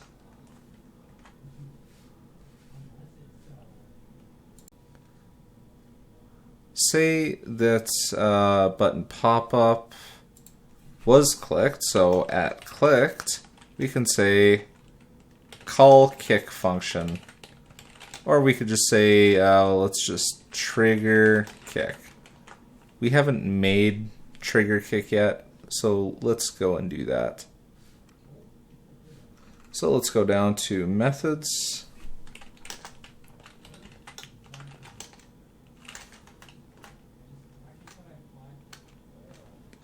We're going to need trigger kick, and we're going to need trigger ban. Just for now, we're going to have a dis later. And all trigger kick is going to do, we're just going to emit it back up and say, hey, we want to call kicking. So this dot $emit kick. This dot $emit ban. Alright, so we have the button pop up for kicking, and now we need to copy and paste it and have another button for banning. And we'll just call this ban. And we'll say @clicked equals trigger ban. Alright, so let's go back here. We can kick. Are you sure you'd like to kick DoritoBot? No. Are you sure you'd like to ban? No. Yes. Yes. To make sure that we're actually hitting this emitter, we'll console.log kick. And we'll console.log ban.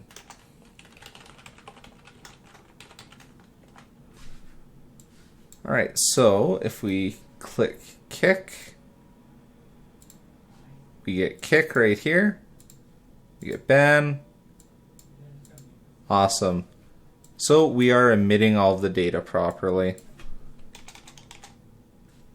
So we just need to finish dealing with user options. We're going to have a button here that says dis as well.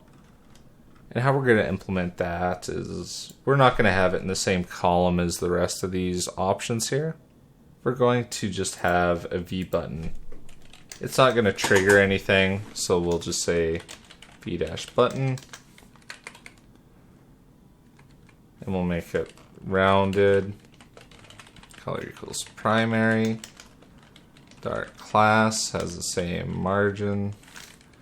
And we'll have a function called trigger dis. So @click equals trigger dis. And we'll just say dis. And we're just dissing a person here. We don't know what channel to send it to, which is our major issue right now. So let's go down and let's actually make the trigger dis function.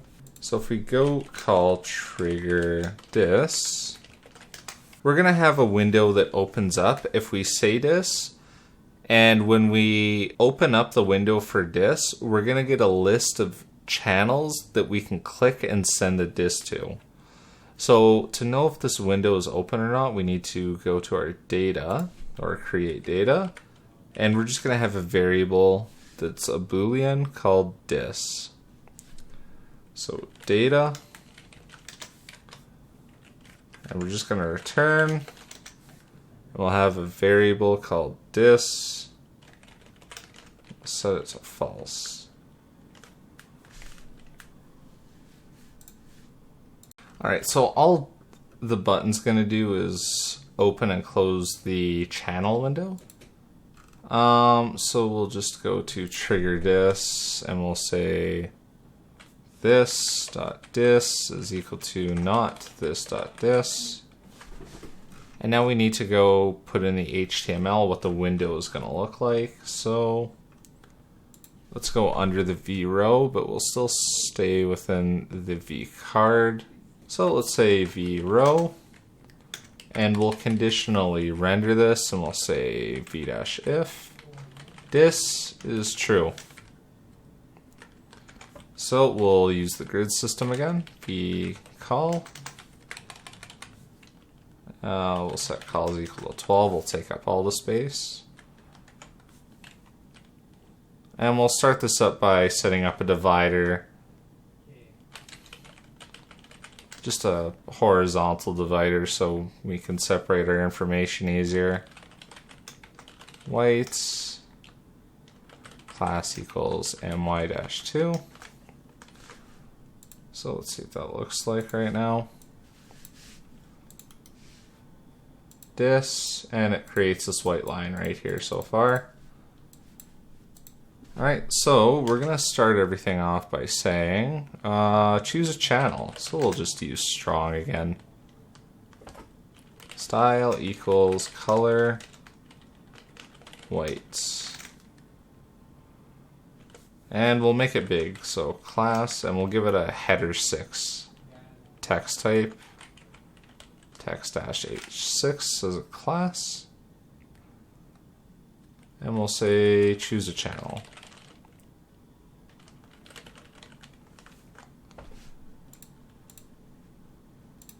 Choose a channel. Awesome. And we'll say div, and for each channel and channels, we will render, well, here, let's just say v4 channel, and I think we have channels. Yeah, we do. We have channel and channels. And this is why we pass channels into user options.view and channels, and we have to set a key, and it's channel ID. So for each channel, we're just gonna spit out a button, and the button is just going to have channel.name, and we'll make the button look nice. So we'll just say rounded equals primary lowercase p. Dark class, we'll give it some margin, that way it's not all stuffed together. And if we look at this, choose a channel. And whenever we click one of these channels, we want it to send a dis to that channel. So with the button, we need to add a click event at click equals, and we'll say, we already have trigger dis, let's call this submit dis. Submit dis, and we're going to pass in the channel ID.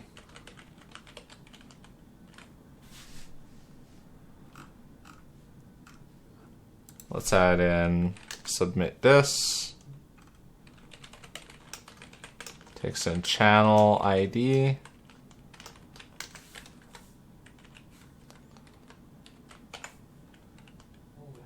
and it just emits.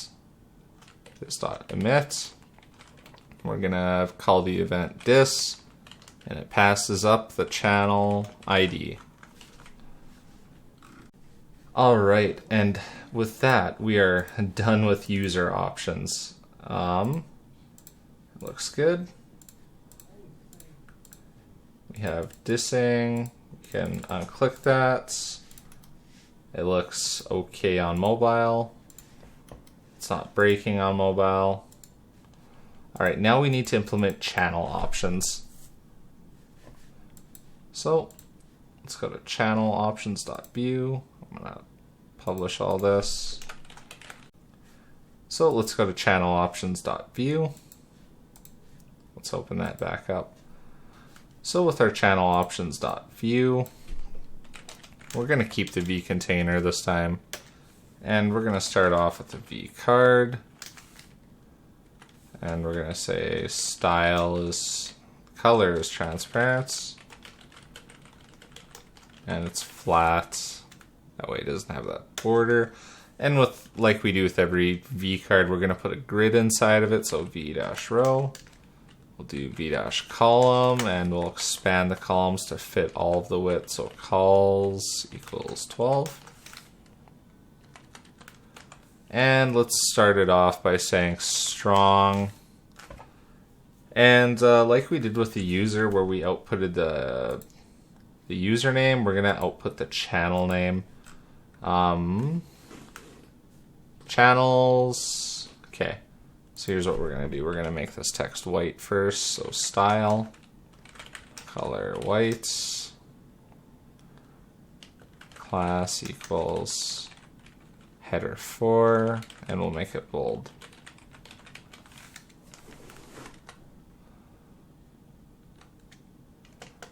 And we're just going to output channel name. We should straight up be taking a prop called channel name. And it's going to be of type string. It's required. We don't need the channels array. There's no reason why we'd need it for this. We just need the channel name.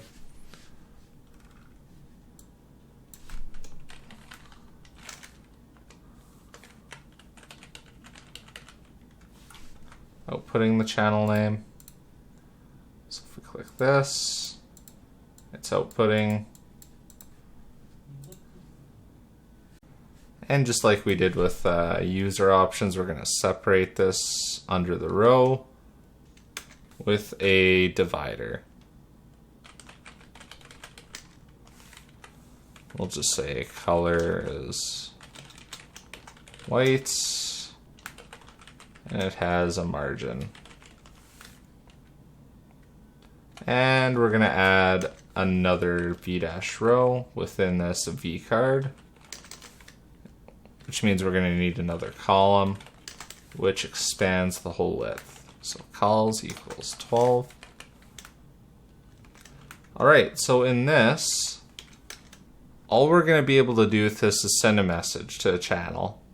That's the only thing we're going to implement on this because this video is getting way too long, way longer than I thought it was going to be. So we're going to do a Vuetify text field. So the Vuetify text field component allows us to just input information. We'll be able to put the text field in a form. So we'll use v-form. And we'll be able to submit just basic send message to channel data. So we'll start off with v-form. We need to set a reference value. And we need to set a v-model. And the v-model is going to say whether or not the form is valid or invalid.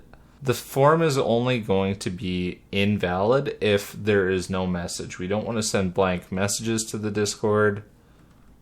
So we're going to say v-model equals valid. And we need to go create the valid data type down here. So let's go here, data, say return valid. And we'll just say that the form is always valid for now. And let's store our message. so that we can emit it up from data. And we need to set some rules.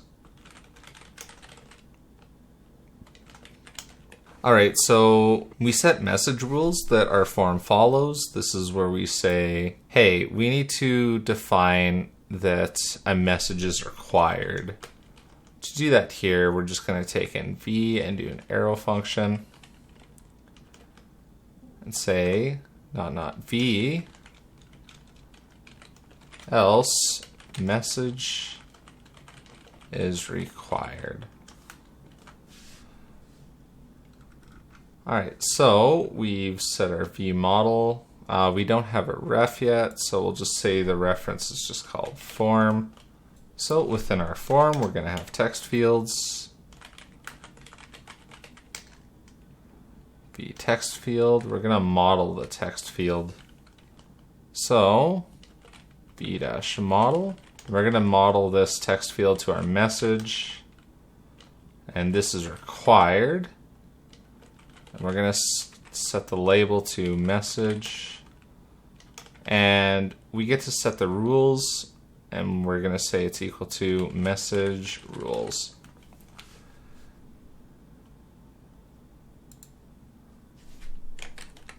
Rules equals message rules. There we go, that's better. No dash. Alright, so if we go and take a look at our form here, message, we can enter stuff. We don't actually have a button yet to submit this and make sure our rules actually work. So let's add a V button in. V-button. Rounded, color equals primary, dark, class equals mx-2. We're just going to say at click equals send message. We need to implement this, and we'll just say send message. Alright, so let's go down here and make a method for send message really quick before we test this out. So methods, and let's just say send message. And in this form, we're going to ensure that it validates before we emit the message to our parents. If this, and then the references from the form, that's why we set ref equal to form right here. So if refs.form, and we're going to call the validate function. So if it's valid with all of its rules, then we can emit this dot $emit message, and we're going to emit this dot message. All right, since it's modeled with this, we're always passing in the proper message. Let's go take a look at it. Let's reload it. Channels, general. Messages required. Our button isn't showing up for some reason. Oh, I made the mistake of putting the button inside of the text field. It should not be inside of the text field. Outside of the text field. Okay, there we go. Now we can say send message, messages required. Now we're sending that, we're emitting it. If we get rid of it, nothing happens. So what we're going to do is we're going to reset the form every single time we send a message. So we're just going to use our mounted, and we're going to look for an event called message. So every time we emit message, we want to do something, and we're going to mount it right here. We're going to say this dot $on. We're going to say on message, we'll do an arrow function and say this dot refs dot form, and we're going to call reset. So now whenever we type something in, it's going to reset. Awesome. Alright, so let's just review real quick. In our channel options and user options, we are emitting dis, kick, ban, message, and our parent element that's calling this is server info display. So for our channel options, we're going to have to catch our submit message, or our message. So we're just going to say at message emit. And we're just going to say submit message. User options, we have dissing. Dis, we're just going to say submit dis. Kick equals submit kick. And ban equals submit ban. So let's go implement the methods down here really quick. Methods, submit dis, and we're passing in the channel ID. If you remember, in user options, we're emitting dis and channel ID. At dis equals submit dis, so we could just say submit dis channel ID. And it's going to take in the parameter that we emit up. We'll be able to say this, and we're going to emit it again to server ID, which is calling server info display. And this is where we're going to handle everything and finally make the API request and handle all the data. So one more emit and we're home free. Submit dis, we're going to do this $$ emit. I'm going to say dis.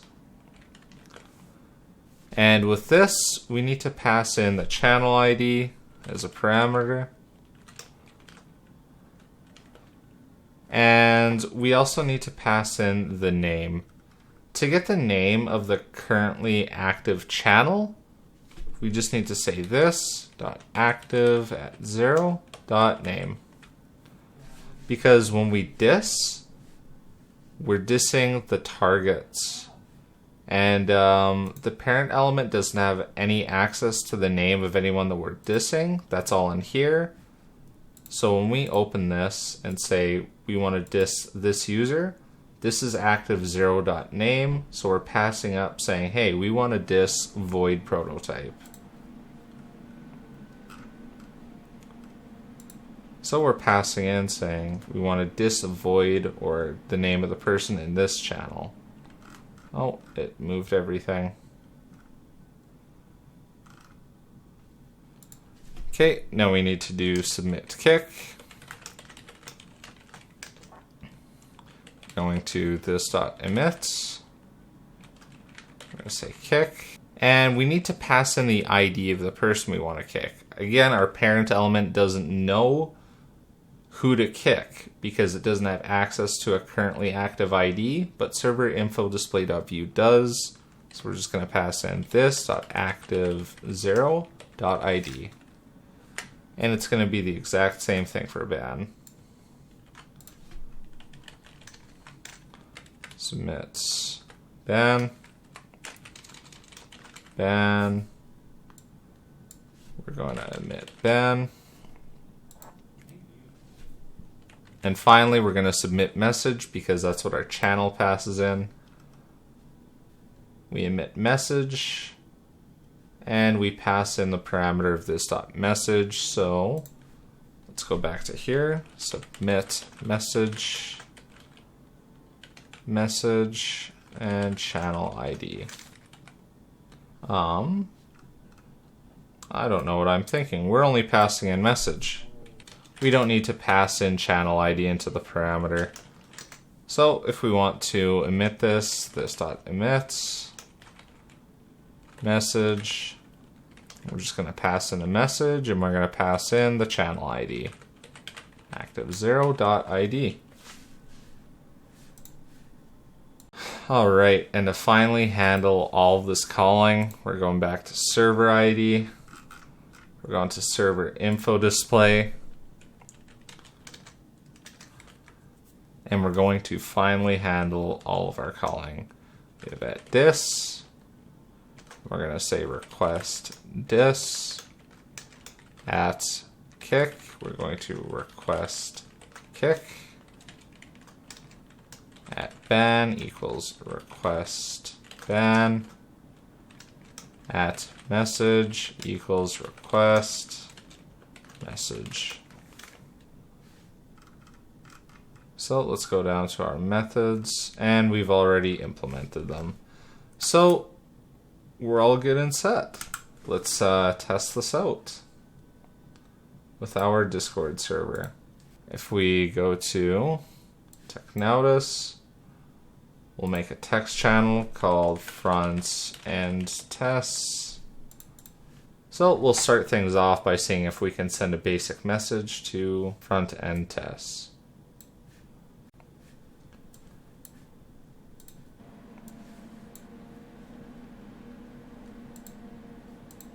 Technautis, and it loads up front end tests. So we'll send a message to our Discord and we'll see if it pops up. Hi. Send. And Doritos says hi right here. How are you today? Oh, I never had a default behavior for if you pressed enter, so you can't press enter. But smiley face. Alright, and you can't send no message. It'll throw an error. Users, let's get Dorito to diss me. So diss will diss me an API bot test, or front end test. Click it. Alright, and he successfully disses me. He can't ban me, he can't kick me, but let's invite someone that we know who can be banned and kicked. We'll go get our trusty slave, Toddbot. I don't actually hate Toddbot. Let's invite him to Technautis. I am human. And test. Alright, now let's kick him. Are you sure? No, I don't want to. Didn't kick him, that's good. I didn't say yes. Yes. And Todd is kicked. For no specified reason. Alright, so now we're going to ban him. Would you like to ban him? Yes. And if we look at the audit log, it doesn't ban Toddbot. So I think what the issue is I'm not spelling it properly. Request ban with a capital B. I didn't spell request properly. And that explains everything. So let's stop console.logging this. Let's go back to our localhost and try banning Todd once and for all. Technautis, users, Todd, ban. And Todd is no longer on the server. If we go to our bans, we see that Todd is banned for no reason provided.